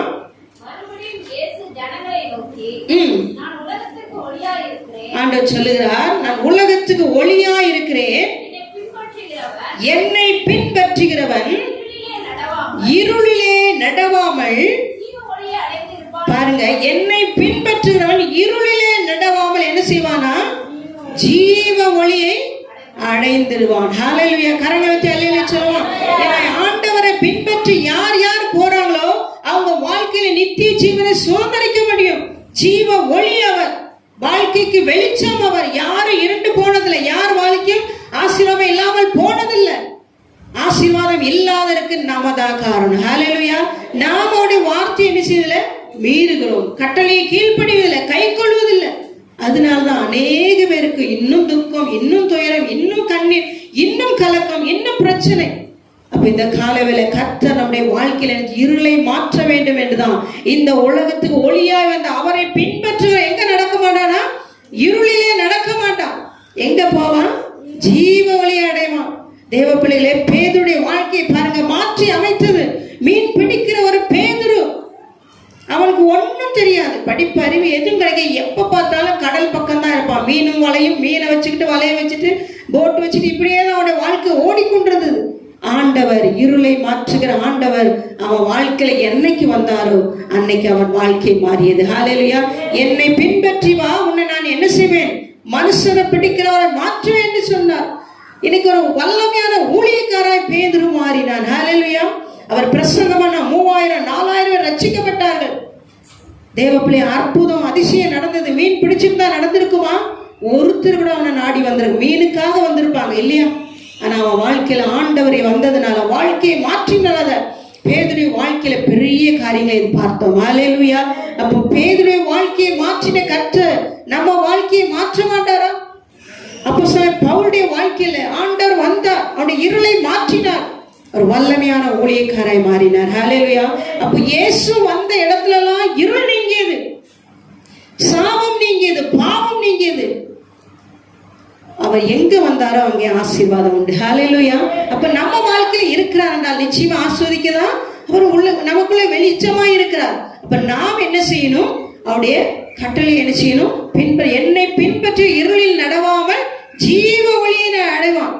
அப்ப அப்படிப்பட்ட தேவனுடைய வார்த்தைக்கு செவி கொடுத்து கேட்டு நம்ம பின்பற்றும் போது நம்ம வாழ்க்கையில இருளே வராது. ஹalleluya. அப்ப நம்ம இருளை நோக்கி என்ன செய்யக்கூடாது? ஒரு நாளும் ஓடவே கூடாது. எவ்வளவு கஷ்டம் வந்தாலும், அந்த தாயார் சாட்சி சொன்னாங்க, என் மகனுக்கு அடிக்கடி இப்படிப்பட்ட பிரச்சனை வருது, ஆனால் நான் ஏசப்பாவை என்ன செய்ய மாட்டேன், விட மாட்டேன், அவர் மேல விசுவாசமா இருப்பேன். நிச்சயமா அவங்களுக்கு ஒரு முடிவு உண்டு. ஹalleluya. அவங்க நம்பிக்கை ஒரு நாள் வீண் போகாது. இப்ப நமக்குள்ளாக இருளை நீக்கிற கர்த்தருடைய அதிகாரம்ல தேவன், இந்த உலகத்தினுடைய இருளை நீக்கிற தேவன், ஒன்றுமே இல்லாத இருந்த இந்த பூமியை ஆண்டவர், இருளாய் கிடந்த பூமியை ஆண்டவர் வெளிச்சம் உண்டாக்கி இன்னைக்கு எவ்வளவு அழகா சிருஷ்டிச்சு வச்சிருக்கா பாருங்க. இன்னைக்கு நான் வாழுகிற இந்த பூமியை பார்த்து நம்ம ஒவ்வொரு நாளும் கர்த்தருக்கு நன்றி சொல்லணும். அவ்வளவு அருமையாக அழகாக ஒவ்வொன்றையும் ஆண்டவர் படைத்திருக்கிறாரே. அப்படிப்பட்ட தேவன் நம்மை கைவிடுவாரா? ஒரு நாள் கைவிட மாட்டார். நம்மோடு கூட இருக்கிற தேவன் வல்லமையுள்ள தேவன். அப்ப அந்த தேவனுடைய வார்த்தையை நம்ம என்ன செய்யணும்? கை கொண்டு பின்பற்றும் போது ஏன்னா ஒளியின் தூதன் என்ன, ஒளி மாதிரியே வேஷம் போட்டு, தேவனை போலே வேஷம் போட்டு நம்மளை ஏமாற்றுறவனா இருப்பான். ஆனா அவன் வேஷம் கலையும் போதுதான் தெரியும் அவன் யாருன்ட்டு. ஒளியின் தூதனா இருக்கான், நம்ம ஏமாற்ற. அப்படிதான் பிசாசு எவனை விழுங்கலாம் என்று கெச்சிக்கிற சிங்கம் போல வாழ்க்கையை சீரழிக்க, வாழ்க்கையை கெடுப்பதற்கு, நம்ம குடும்பத்தை பிரிப்பதற்கு, குடும்பத்துல குழப்பங்களை உண்டாக்குவதற்கு, எப்படி இவங்களை குழப்பத்தை உண்டாக்கி இவங்களை இருளுக்குள்ள இழுத்துட்டு போயலான்னு சொல்லி அவன் எப்படிப்பட்டவனா இருப்பான்? தந்திரமுள்ளவனா இருப்பான். ஹalleluya. அப்ப நம்ம என்ன செய்யணும்? ஆண்டுடைய வசனத்தின்படி கடைபிடித்து நடக்கும் போது கர்த்தர் நம்மளை என்ன செய்வார்? துக்கங்களை சந்தோஷமா மாற்றுவார். நித்திய வெளிச்சமாய் கர்த்தர் நம்மோடு இருந்தா நம்முடைய துக்கங்கள், பிரச்சனைகள், குழப்பங்கள் எல்லாம் ஒரு நிமிஷத்துல மாறி போயிடும். அதற்கு நம்ம என்ன செய்யணும்? கர்த்தருடைய சமத்துல கீழ்ப்படிந்து பொறுமையாய் காத்திருக்கும் போது நம்ம வாழ்க்கையில பெரிய ஆசீர்வாதத்தை நம்ம என்ன செய்ய முடியும்? பெற்றுக்கொள்ள முடியும். அப்ப நம்ம என்ன செய்யக்கூடாது? நம்ம வாழ்க்கையில இருளை ஒரு நாளும் நாடி போகவே கூடாது. ஆண்டோடைய பிள்ளையா ரட்சிக்கப்பட்டு, ராசான் எடுத்து ரட்சிக்கப்பட்டு ஆண்டோடைய பிள்ளையா இருக்கிறோம், சாட்சியா இருப்போம். எந்த சூழ்நிலை எப்படி மாறினாலும், யோபுடைய வாழ்க்கையில மாறாத சூழ்நிலையா? எவ்வளவு கர்த்தருக்காக வைராக்கியமா அவருடைய வாழ்க்கையில சோதனை வந்தது. சோதனையை சகிக்கிற மனுஷன் பாக்கியவான். அப்ப அந்த சோதனை நம்ம என்ன செய்யணும்? நம்ம வாழ்க்கையில அதை ஜெயம் எடுக்கும் போது ஆண்டவர் பெரிய வெற்றியை நமக்கு தருவார். ஹalleluya. இப்போ வாழ்க்கையில வருகிற பிரச்சனையை கண்டு நம்ம ஒரு நாளும் இருளை நோக்கி ஓடக்கூடாது. அநேக பேர் இருளை தான் நோக்கி பார்த்துட்டு இருக்கோம். அதனால தேவ பிள்ளையே, கீழான அல்ல, எங்க தேடணுமா? மேலான நாடுங்க. மேலே யார்? ஆண்டவர் நமக்கு கொடுத்திருக்க வார்த்தைகள் வல்லமிழ்ந்து ஜீவன் உள்ளது, அது அபிஷேகம் நிறைந்தது, அது அற்புதம் நிறைந்தது. இந்த வசனத்தை உங்களுடைய வாழ்க்கையில ஒரு சின்ன பிரச்சனை வந்தாலும் வேதத்தை எடுத்து வாசிங்க. தேவ பிள்ளையே, கட்டளையே வேதமே வெளிச்சம், போதக சிற்சியே ஜீவ ஒளி. ஹல்லேலூயா. அப்ப கட்டளை வசனத்தை, இந்த வசனத்தை நீங்க வாசிக்க வாசிக்க உங்க வாழ்க்கையில வெளிச்சம் பிரகாசிக்கும். ஹல்லேலூயா. உங்க வாழ்க்கையே மாறும். அப்ப இந்த நம்ம வாழ்க்கையை மாற வேண்டும், நமக்கு சில தகுதிகள் தேவை. அந்த தகுதிகள் என்ன என்று சொல்லி ஒரு சில காரியங்களை பார்க்க போகிறோம். இரண்டாவதாக, வெளிச்சத்தின் பிள்ளைகளாக நமக்கு வேண்டிய தகுதி என்ன? வாசிப்போம். 1 தெசலோனிக்கேயர் 5வது அதிகாரம் 5வது வசனத்தை வாசிக்க கேட்போமா? 1 தெசலோனிக்கேயர் 5:5. இங்க சொல்லியிருக்குது, என்ன சொல்லியிருக்க? நீங்கள் எல்லாரும் எப்படிப்பட்ட பிள்ளைகளா? வெளிச்சத்தின் பிள்ளைகள், பகலின் பிள்ளைகளுமா இருக்கிறீர்கள். நாம் எப்படிப்பட்டவர்கள் அல்லவே? இருளுக்கும் இரவுக்கும் உள்ளான. ஏன்னா நம்ம வெளிச்சத்தின் பிள்ளை ஆண்டு முதலாவதே சொல்லிட்டேன். நீங்கள் எப்படிப்பட்ட பிள்ளை? வெளிச்சத்தின் பிள்ளைகள். கரங்களை அலையில சொல்லுமா? இனி நம்ம யாரும் இருளின் பிள்ளைகள் அல்ல, நம்ம எல்லாம் யாருடைய பிள்ளைகள்? ஆண்டவராக இயேசுவின் ஒளிக்குள் வந்திருக்கிறோம், வெளிச்சத்தின் பிள்ளைகளா இருக்கிறோம். தேவ பிள்ளையே, அப்ப அந்த வெளிச்சத்தின் பிள்ளைகளுக்கு இருக்க வேண்டிய தகுதிகள் என்ன? வாசிப்போம். 1 யோவான் 1வது அதிகாரம் 6வது வசனத்தை வாசிப்போமா? 1 யோவான் 1:6. நாம் அவரோடு ஐக்கியப்பட்டவர்கள் என்று சொல்லியும், பாருங்க, நாம் அவரோடு ஐக்கியப்பட்டிருக்கிறோம் என்று சொல்லியும் இருளில் நடக்கிறவர்களா இருந்தால், சத்தியத்தின்படி நடவாமல், சத்தியத்தின்படி நடக்காம எப்படிப்பட்டவர்களா இருப்போமா? பொய் சொல்லுகிற பிள்ளைகளா இருப்போம். நன்றாக கேளுங்க. சத்தியத்தின்படி நடக்கிறவர்களா இல்லாமல் என்ன செய்வோம்? அந்த சத்தியத்துக்கு பிள்ளைகளாய் நடக்க முடியாது, பொய் சொல்லுகிற பிள்ளைகளாய் மாறுவோமா? அப்ப நமக்கு இங்க என்ன தேவை? ஒரு நல்ல ஐக்கியம். ஹல்லேலூயா. அவரோடு ஐக்கியம் ஏற்பட வேண்டும். யாரோடு? நம்மை உண்டாக்கின ஆண்டவரோடு நல்ல ஐக்கியம். முதலாவது அவரோடு ஐக்கியப்பட வேண்டும். ஹல்லேலூயா. அவரோடு ஐக்கியம் சும்மா இருக்க முடியுமா? அவரோடு ஐக்கியமாக வேண்டும் என்றால் நம்ம என்ன செய்யணும்? நல்ல ஜெபத்துல மோசே போல, ஒரு சிநேகத்தை போல என்ன செய்யணும்? ஆண்டவர்ட்ட உறவாடணும். ஏனக்க போல சஞ்சரிக்கணும்.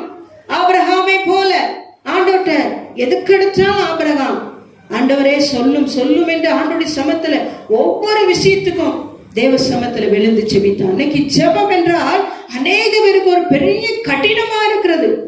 ஜெபம் உங்க வாழ்க்கை என்ன செய்யும்? மாற்றி அமைக்கும். அது தேவனோடு, உங்களுக்கும் தேவனுக்கு ஒரு நல்ல ஐக்கியத்தை ஏற்படுத்துகிறது. அந்த ஐக்கியத்திலிருந்து நம்ம என்ன செய்யறோம்? ஆண்டவரோடு எப்போது நெருங்கி இருக்கிறோம். மோசே தேவனோடு இந்த இஸ்ரவேல் ஜனங்களுக்காக ஒவ்வொரு காரியங்களுக்கும் என்ன செய்தான்? ஆண்டவருடைய சமத்துல, ஆண்டவரே நான் என்ன பண்றேன்னு சொல்லி ஒவ்வொரு நிமிஷமும் ஆண்டவருடைய சமத்துல விழுந்து செபித்தான் மோசே.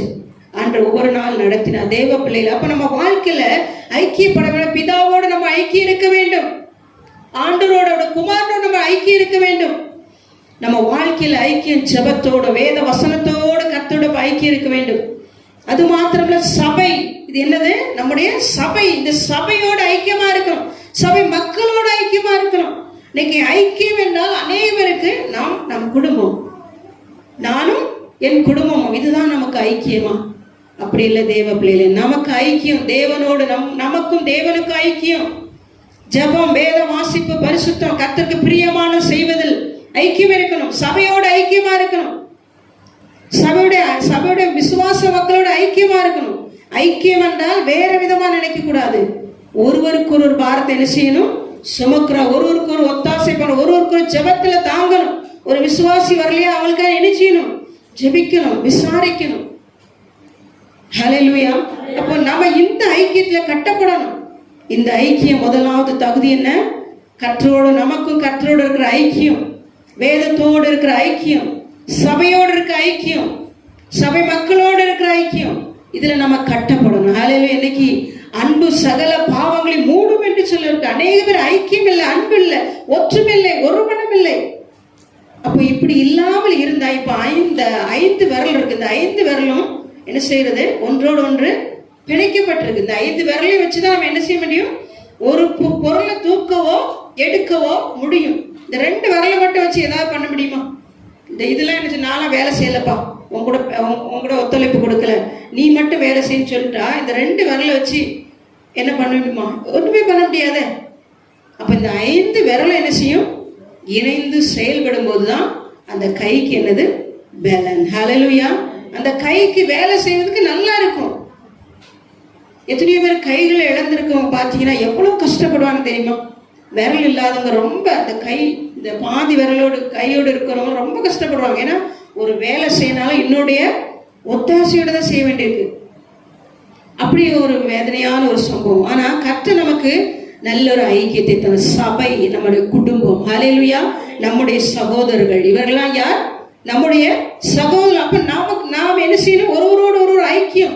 ஊழியரோடு விசுவாசிக்க ஐக்கியம், ஊழியருக்கும் விசுவாசிக்க என்னது? ஒரு ஐக்கியம். ஒரு காரியங்கள் ஊழியக்காரர் என்ன செய்யணும்? வந்து பேசி கலந்து ஆலோசனை. நீங்களே என்ன செய்யக்கூடாது? ஒரு முடிவும் எடுக்க கூடாது, தவறாக முடிந்து விடும். ஹல்லேலூயா. அப்ப ஊழியக்காரரை கர்த்தர் எதுக்கு இந்த சபையில வைத்திருக்கிறார்? ஆலோசனை கேட்பதுக்காக, அவங்களுக்காக செபிப்பதுக்காக.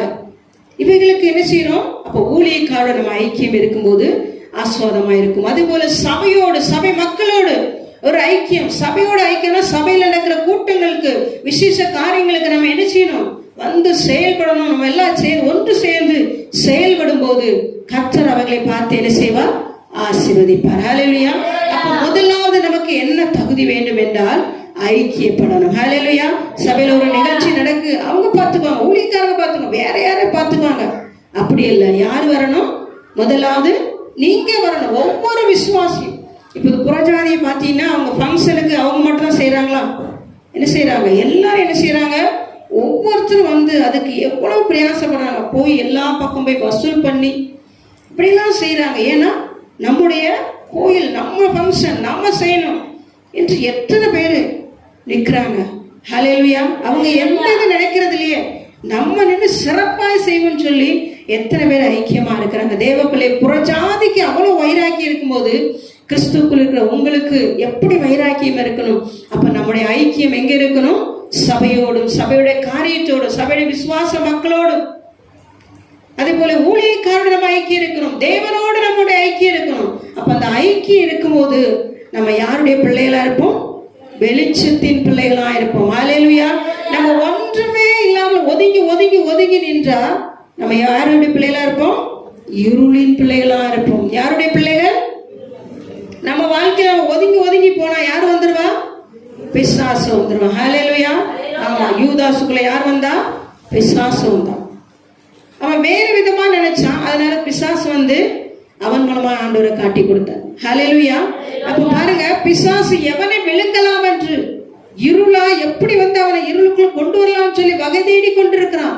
அந்த வகைக்குள்ள நீங்க என்ன செய்யாங்க? சிக்கி கொள்ளாங்க. அப்ப நீங்க வெளிச்சத்தின் பிள்ளையா இருக்கணும். அவர்களுக்கு முதலாவது தகுதி ஐக்கியப்பட வேண்டும். தேவனோட ஐக்கியமா இருக்கணும், விசுவாசியோட ஐக்கியமா இருக்கணும், சபையோட ஐக்கியமா இருக்கணும்.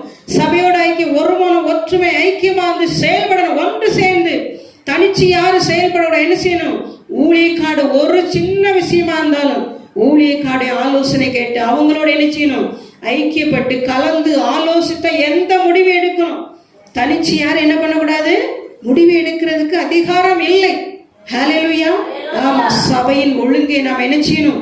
கடைபிடிக்கிறவர்களா இருக்கும். அப்ப நம்ம இப்படிப்பட்ட ஐக்கியத்துல இருக்கும்போது நம்ம வெளிச்சத்தின் பிள்ளையா இருப்போம். இரண்டாவது ஐக்கியம் என்ன? இரண்டாவது தகுதி யோவான் 3ஆம் அதிகாரம் 21 வாசிப்போமா? யோவான் 3:21. சத்தியத்தின்படி செய்கிறவனோ தன் கிரியைகள் தேவனுக்குள்ளாக செய்யப்படும் என்று வெளியாகும்படிக்கு ஒளியினிடத்தில் வருகிறான். கரங்களை அல்லேலூயா சொல்லலாம். இரண்டாவது, சத்தியத்தின்படி செய்ய வேண்டும். முதலாவது என்ன சொன்னேன்? ஐக்கியம் இருக்கணும். இரண்டாவது, சத்தியத்தின்படி செய்ய வேண்டும். எதை செய்தாலும் எதின்படிதான் செய்யணுமா? வேத வசன. கரங்களை எல்லாரும் தூக்கி காட்டுவோமா? எதின்படி செய்ய வேண்டும்? வேத வசனத்தை தூக்கி காட்டுவோமா? எல்லார் கையிலும் பைபிள் இருக்கா? எல்லார் கையிலும் நன்றாக தூக்கி காட்டுங்க, அசைச்சு காட்டுங்க. ஆமா, இந்த கையில இருக்கிற அந்த வேத வசனம் தான் சத்தியம். இந்த சத்திய வசனம் என்ன சொல்லுது அதன்படிதான் நீங்க என்ன செய்யணும், ஒவ்வொரு காரியங்களையும் செய்ய வேண்டும். அதுக்கு மாறாக செய்தீங்கன்னா அது தவறானது, இருளானது, கர்த்தருக்கு பிரியமில்லாதது. ஒவ்வொரு விஷயத்திலும் உங்க வீட்டு காரியமானாலும், வேலை காரியமானாலும், ஊழிய காரியமானாலும் வேத வசனம் என்ன சொல்லுகிறது? சத்திய தேர்வு சத்தியம் உங்களை விடுதலையாக்கும். சத்திய வார்த்தை உங்க செவியை சாய்த்து மகனே இது செய்யாத, இது செய்யாதன்னு ஆண்டவர் உணர்த்துவார். ஆண்டோடைய பிள்ளையை ஆண்டவர் ஒரு நாள் உணர்த்தாமல் விடுகிறது இல்ல. நம்ம பாவ வழியில போகும்போது கூட ஆண்டவர் உணர்த்துவார். ஹல்லேலூயா. யாருக்காவது உணர்த்தாம இருந்திருக்காரா? யாருக்கு அவர் உணர்த்தாம இல்லை. எந்த வழியில நம்ம போகும்போது ஆண்டவர் இது சரியில்லைன்னா அதை உணர்த்துவார். ஹல்லேலூயா. நிச்சயமா உணர்த்துகிற தேவனா இருக்கிறார். ஆனா அதை என்ன செய்யறோம்? அதை மீறி தான் பாவத்துக்குள் போகிறோம். ஹல்லேலூயா. அப்போ சத்தியத்தின்படி செய்ய வேண்டும். எதுவானாலும், எந்த விஷயமானாலும் வேத வசனம் சொல்லுகிறது. இன்னொரு முறை வாசிப்போமா? அதை சத்தியத்தின்படி செய்கிறவனோ தன் கிரியைகளை எங்க எப்படி செய்வானோ தேவனுக்குள்ளாக செய்யப்படும். நான் என்ன செய்யணும் அது தேவனுக்குள்ளாக இருக்க வேண்டும் என்று அவர் விரும்புகிறார். வெளியாகும்படிக்கு ஒளியினிடத்தில் ஆண்டோடத்தில் வருகிறான். அந்த ஒளி யாரு? நாம் ஆராதிக்கிற தேவன், வெளிச்சத்தின் தேவன். அவரிடத்தில் வருவான். அவன் சத்தியம் இருந்தா அவன் வெளிச்சமாகி தேவனிடத்தில் வருவான். அவனுக்குள் இருள் இருந்தா எங்க வரமாட்டான்? வெளிச்சத்துக்கு வரமாட்டான். ஹல்லேலூயா. அப்ப நம்ம என்ன செய்யணும்? சத்தியம் நமக்குள் இருந்தா போதும். எந்த இருளோ பிசாசின் ஆதிக்கங்கள் ஏது உங்களுக்குள் நுழையாது. தேவ பிள்ளைகளை, சிறு பிள்ளைகளுக்குள், வாலிபர்களுக்குள் என்ன இருக்கணும்? சத்திய வசனம் இருக்கணும். நம்ம சத்தியத்தின்படி இருக்கணும். நாமளும் இருக்கணும். நம்ம பிள்ளைகளை என்ன செய்யணும்? நடக்க வைக்கணும். இங்க இருக்கும் ஒரு வேஷம், வெளியே போது ஒரு வேஷம். இதெல்லாம் சத்தியத்தின்படி இருக்கோமா? சத்தியம் இப்படிதான் இருக்க சொல்லி இருக்கிறதா? தேவ பிள்ளைகளை, கர்த்தருடைய வார்த்தை என்ன சொல்றது அதுக்கு நம்ம கீழ்ப்படிவோம். அநேகருடைய வாழ்க்கையில இப்படிதான் இருக்குது. கண்ணாடியில போய் நம்ம போய் பார்த்தா வேற மூஞ்சி தெரியுமா? என்ன தெரியும்? நம்ம தான் தெரியும் இல்லையா? அது அழகாக அதுதான். இதே போலதான் இந்த வேத வசனம் நமக்குள்ள கர்த்தருடைய வசனம் என்ன இருக்கு அதுதான் நம்ம வெளிப்படணும். அப்ப இதுல ஒண்ணு சொல்லுது, நம்ம ஒண்ணு வெளிப்படுத்தினா அது சரியாக இருக்காது. ஹல்லேலூயா. சத்தியத்தை நம்ம என்ன செய்யணும்? நன்றாக அறிந்து அதை நம்ம கை கொண்டு அவன் எங்க வருவானா? வெளிச்சத்துக்கு வருவான். அவனுடைய கிரியைகள் அப்படியாக இருக்கும். நம்ம செய்கிற காரியங்களும் அதை வெளிப்படுத்தணும். இன்னைக்கு அநேகருடைய வாழ்க்கை கர்த்தருக்கு பிரியமில்லாத சுவாபங்கள், செயல்கள், காரியங்கள் தான் வெளிப்படுது. பிறர் நம்ம சொல்லும் போது அவன் ஆண்டுடைய பிள்ளை என்று சொல்லும் போது அதை நமக்கு வெளிப்படுத்தணும். தேவனுடைய பிள்ளை இவர்கள் தான் என்று சொல்லி அநேக வாழ்க்கை தேவனுக்கு பிரியமில்லாதல இருக்குது. ஹல்லேலூயா. அப்ப நம்முடைய வாழ்க்கையில என்ன வரணும்? சத்தியத்தை நம்ம செய்கிறவங்களா இருக்கணும். சத்தியத்தை நடக்கிறவங்களா இருக்கணும். மூன்றாவதாக பார்ப்போம். முதலாவது ஐக்கியப்படணும். இரண்டாவது சத்தியத்தின்படி செய்ய வேண்டும். மூன்றாவதாக யோவான் 12வது அதிகாரம் 36வது வசனத்தை வாசிப்போமா? ஒளி உங்களோடு இருக்கையில் நீங்கள் ஒளியின் பிள்ளைகள் ஆகும்படிக்கு ஒளியினிடத்தில் விசுவாசமாயிருங்கள் என்றார். கரங்களை அல்லேலூயா சொல்லுமா? மூன்றாவதாக விசுவாசமாயிருக்கணும் என்று சொல்லுகிறார். அந்த ஒளியினிடத்தில் எப்படி இருக்கணுமா?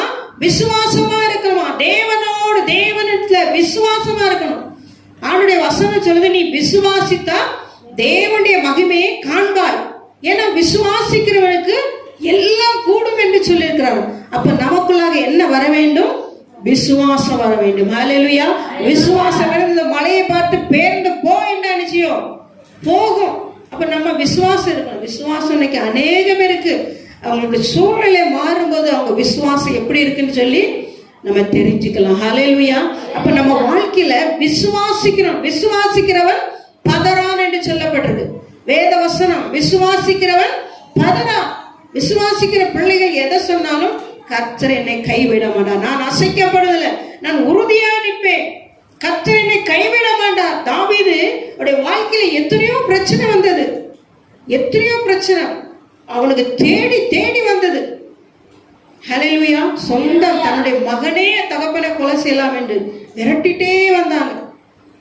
ஒரு பக்கம் சவுல், இப்படி பல பிரச்சனை இருந்தது. ஆனாலும் கடவுள் அவர் கைவிடவே இல்லை. ஹல்லேலூயா. ஆண்டவரை எந்த பிரச்சனை வந்தாலும் ஆண்டுடைய சமத்துல விழுவேன் என்று சொல்லி அவர் அனுமதிக்காத காரியம் எனக்கு வாழ்க்கையில நடக்காதுன்னு சொல்லி தன்னை அர்ப்பணித்தார். ஹல்லேலூயா.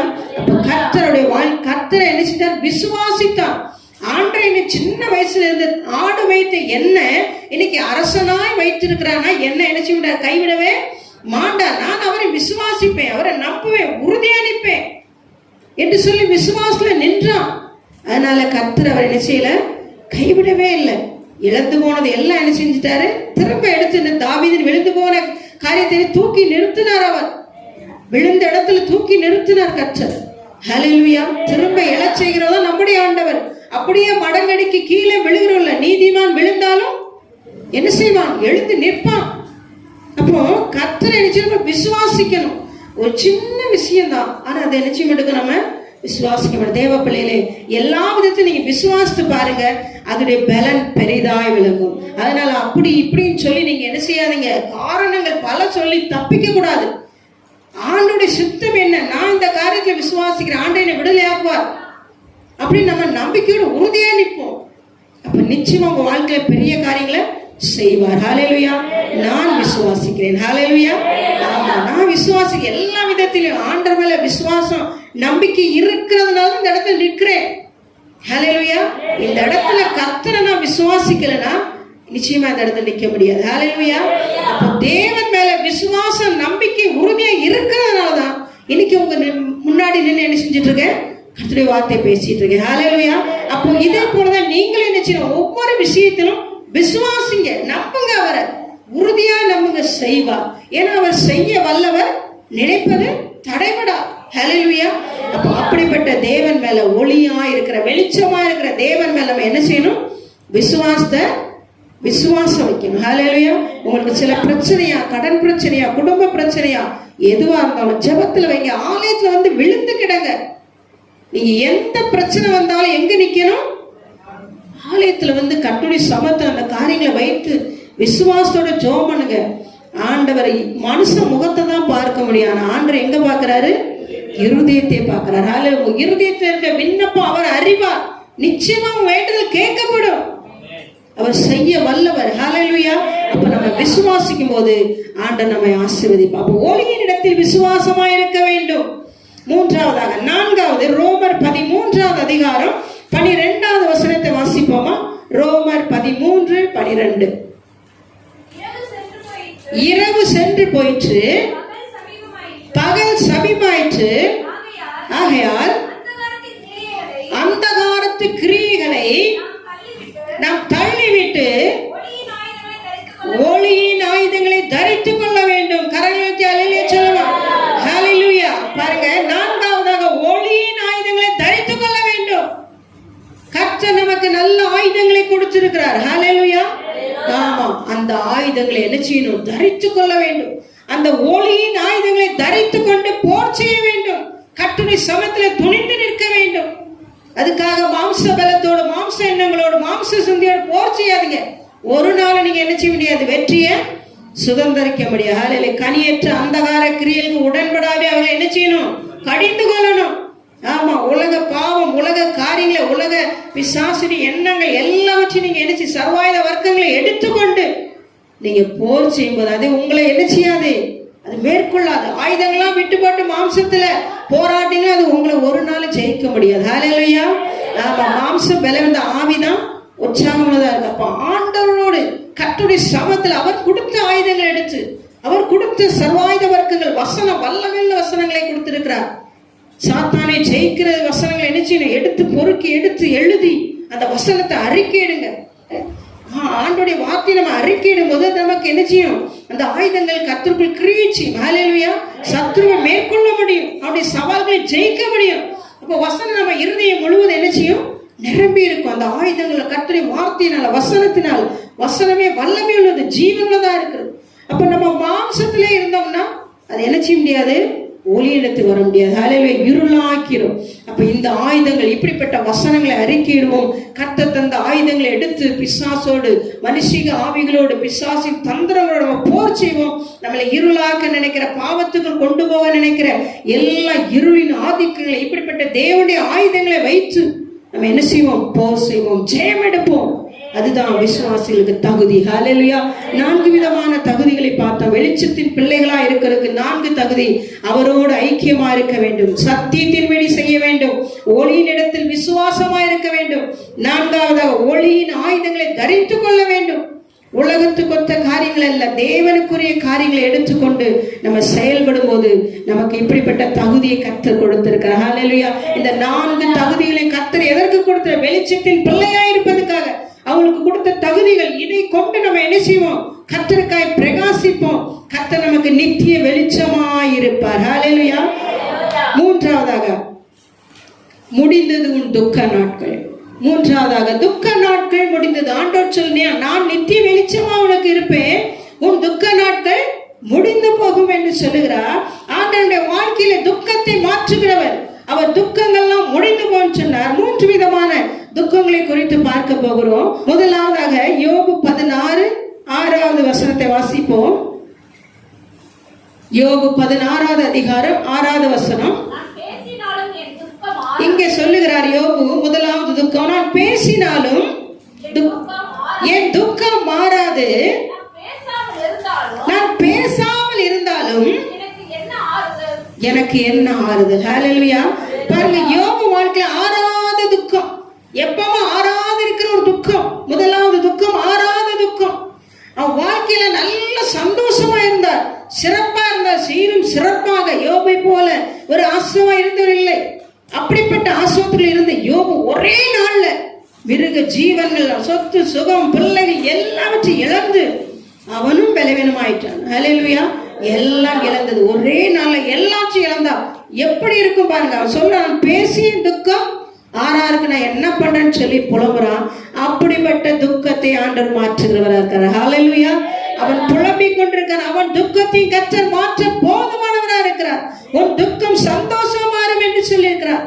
தேவ பிள்ளை, இப்படிப்பட்ட இந்த யோபு வாழ்க்கையில துக்கத்தை ஆண்டவர் மாற்றி 2 மடங்கான ஆசீர்வாதத்தை கொடுத்தார். ஹல்லேலூயா. அப்ப நம்முடைய ஆண்டவருடைய வாழ்க்கையில எவ்வளவு துக்கத்தோடு வந்தாலும் அவர் என்ன செய்யறார்? துக்கத்தை சந்தோஷமாய் மாற்றுகிறவரா இருக்கிறார். 2வது துக்கம் என்ன என்று பார்ப்போமா? சங்கீதம் 38:17 வாசிப்போமா? சங்கீதம் 38வது அதிகாரம் 17வது வசனம். நான் தடுமாறி ஏதுவாய் இருக்கிறேன், என் துக்கம் எப்போது எப்படி இருக்குதா? என் முன்பாக நிற்கிறது. பாருங்க, தாவீது சொல்லுகிறான், நான் தடுமாறிட்டு இருக்கேன், இந்த துக்கம் என்னைக்கு என்ன மறையும், எப்போது மாறாமே நிற்குது என்று சொல்லி புலம்புகிறான். அப்படிப்பட்ட துக்கத்திலையும் ஆண்டவன் துக்கத்தை மாற்றுகிறவரா இருக்கிறார். ஹல்லேலூயா. அவ்வளவு வேதனை, தாவீதுடைய வாழ்க்கையில அவ்வளவு வேதனை. எல்லாரும் நெருக்கினாங்க, எங்க போனாலும் நெருக்கம், துன்பம் அவனை தேடிக்கிட்டே வருது. காடு, மலை, குகை எல்லா பக்கம் ஓடிட்டு இருக்கான். ஆனா அவனுக்கும் ஒரு துக்கத்தை மாற்றுகிற கர்த்தர் இருந்தார். ஹல்லேலூயா. அந்த துக்கத்தை மாற்றுவதுதான் நம்முடைய ஆண்டவராக இயேசு. ஹல்லேலூயா. அப்படிப்பட்ட துக்கத்தை, எப்போது இருக்கிற துக்கத்தை சந்தோஷமாய் மாற்றுகிறவராக இருக்கிறார். ஹல்லேலூயா. 3வதாக வாசிப்போம். 3வதாக சங்கீதம் 39:2 வாசிப்போமா? 3வது துக்கம். நான் மௌனமாய் ஊமையுமாய் இருந்தேன், நலமானமும் பேசாமல் அமர்ந்திருந்தேன், ஆனாலும் என் துக்கம் அதிகரித்தது. ஹல்லேலூயா. எதுவுமே நான் பேசல, ஆனாலும் என் துக்கம் எப்படி இருக்குதா? இங்க அதிகரிச்சுட்டு போகுது. ஹல்லேலூயா. யோபுல சொல்ற ஆறாத துக்கம். அதுக்கப்புறம் சங்கீதத்துல சொல்லப்பட்டிருக்கு, எப்போது இருக்கிற துக்கம், எப்போதே இருக்கிறது இந்த துக்கம் 2வது. 3வதாக அதிகரிக்கிற துக்கம், நாளுக்கு நாள் அதிகரித்து கொண்டு போயிட்டே இருக்குது அந்த துக்கம். இந்த 3 துக்கத்தை ஆண்டவர் துக்கத்தை சந்தோஷமா மாற்றுகிறார். ஹல்லேலூயா. ஹல்லேலூயா. அப்போ எவ்வளவு பெரிய துக்கமா இருந்தாலும் அதை ஆண்டவர் என்ன செய்கிறார்? மாற்றுகிறவரா இருக்கிறார். துக்கங்களை மாற்றுகிறவர். துக்கம் மாறி போகும். உன்னுடைய வாழ்க்கையில கர்த்தர் நித்திய வெளிச்சமா இருக்கிறனால உன் துக்கத்தை சந்தோஷமாய் மாற்றுவார். ஹல்லேலூயா. 3 விதமான துக்கங்களை பார்த்தோம். ஆறாத துக்கம், எப்போது இருக்கிற துக்கம், அதிகரிக்கிற துக்கம், இப்படிப்பட்ட காரியத்திலே ஆண்டவர் துக்கத்தை சந்தோஷமா மாற்றுகிறார். ஹல்லேலூயா. அப்போ இதெல்லாம் மாற்றின கர்த்தர் இந்த காலங்களில் வந்திருக்கிற உங்களுடைய துக்கத்தையும் ஆண்டவர் சந்தோஷமே மாற்றுவேன் இருக்கிறார். ஹல்லேலூயா. ஏன்னா கர்த்தர் நமக்கு நித்திய வெளிச்சமா இருக்கிறார். இனி நம்ம துக்கப்படுறது தேவையில்லை. ஏன்னா துக்கத்தை சந்தோஷமா மாற்றுகிறவர். அப்படிப்பட்ட தேவன் எவ்வளவு பெரிய துக்கங்களையும் அவர் சந்தோஷமா மாற்றி நம்ம திருப்தியாக என்ன செய்கிறார், அனுப்புகிற தேவனா இருக்கிறார். ஹல்லேலூயா. அதனால எதை குறித்து நம்ம நினைச்சு கூடாது, புலம்பவே கூடாது. எதையும் குறித்து முறுமுறுக்கவோ கசந்து கொள்ளவோ இப்படி இருக்குதே இப்படி இருக்குன்னு சொல்லி புலம்பாதபடி. ஏன்னா நம்ம புலம்பினாலோ கவலைப்பட்டாலோ நம்ம ஒரு முழக்கத்தை கூட்டவோ குறைக்கவோ முடியாது.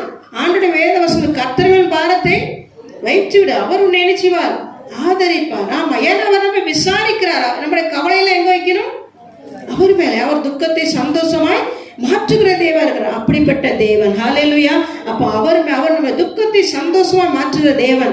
எவ்வளவு பெரிய துக்கத்தோட இந்த இடத்துல மனமுடைந்து துக்கத்தோட நீங்க வந்திருந்தாலும் உங்க துக்கத்தை சந்தோஷமாய் மாற்றுவார். ஹல்லேலூயா. இன்னொரு வசனத்தை வாசிப்போம். மீகா 7வது அதிகாரம் 8வது வசனத்தை வாசிப்போமா? என் சத்துருவே எனக்கு விரோதமாய் சந்தோஷப்படாதே. பாருங்க, நான் விழுந்தாலும் எழுந்திருப்பேன், நான் இருளிலே உட்கார்ந்தால் கர்த்தர் எனக்கு வெளிச்சமா இருப்பார். ஹல்லேலூயா. என் சத்துருவே என்னை குறித்து சந்தோஷப்படாதே. ஏன் துக்கத்தோட இருக்கிறான்னு சொல்லி சந்தோஷப்படுறாங்களா? உங்களை விட்டு ஒரு மாதிரி முறுமுறுக்கிறாங்களா? உங்களை தூசிக்கிறாங்களா? அவமானப்படுத்துறாங்களா? தேவ பிள்ளைகளை அந்த இடத்துல நீங்க தேவ சமத்தை நோக்கி பாருங்க.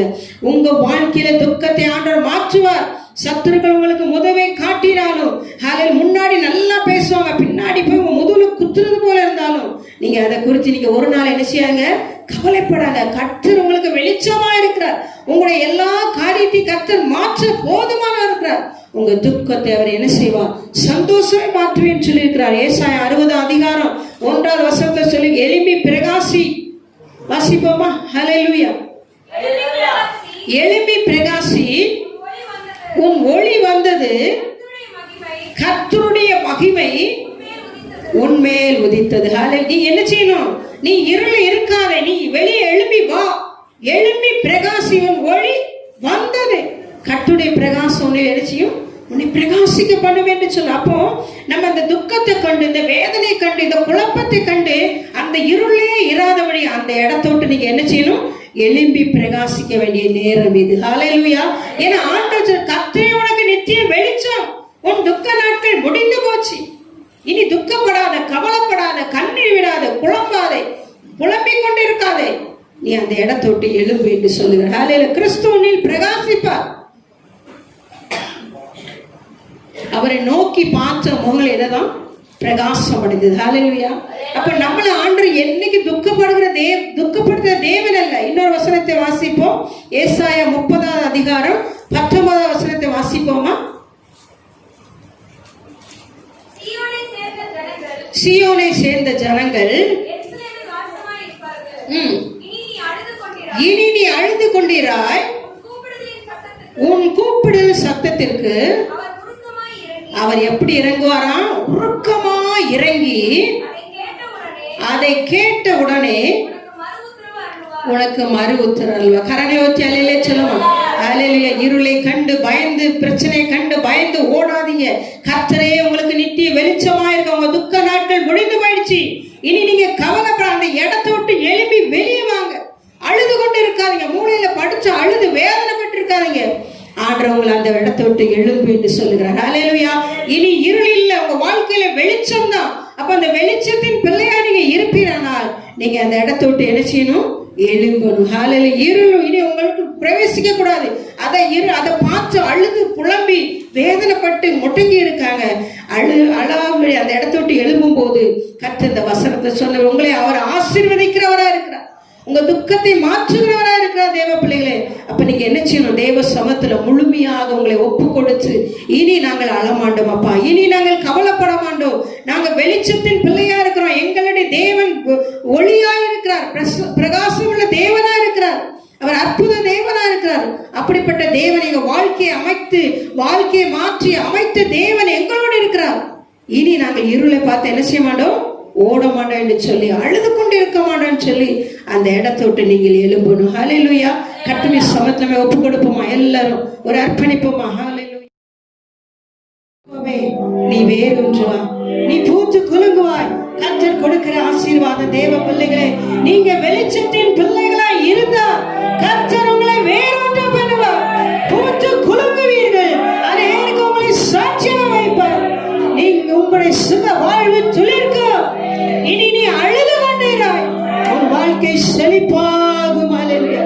ஏன்னா கர்த்தர் உங்களுக்கு நித்திய வெளிச்சமாய் இருப்பார். உன் துக்க நாட்கள் முடிந்து போச்சு. இனி நீ துக்கப்படாதே, அழுது கொண்டீராய். எழும்பு அந்த இடத்தை விட்டு, உன் வாழ்க்கையை பிரகாசிக்க பண்ணுவார். அது யாரா இருந்தாலும் சரி, உங்க வாழ்க்கையை துளிர பண்ணுகிறவர் நம்முடைய ஆண்டவராக இயேசு கிறிஸ்து. ஹல்லேலூயா. கரங்களை தட்டி எல்லாரும் நன்றி சொல்லுவோம்.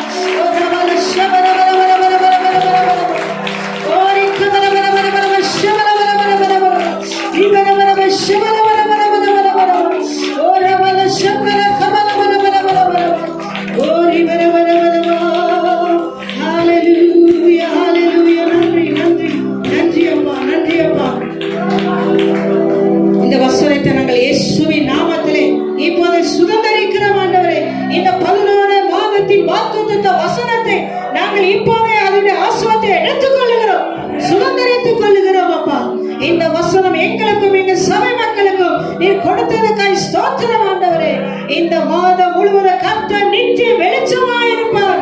உன் துக்கங்கள் மறைந்து போச்சுவல, துக்கங்களை மாற்றுகிற கர்த்தர் எங்களோடு இருப்பதுக்காய் ஸ்தோத்திரம் ஆண்டவரே.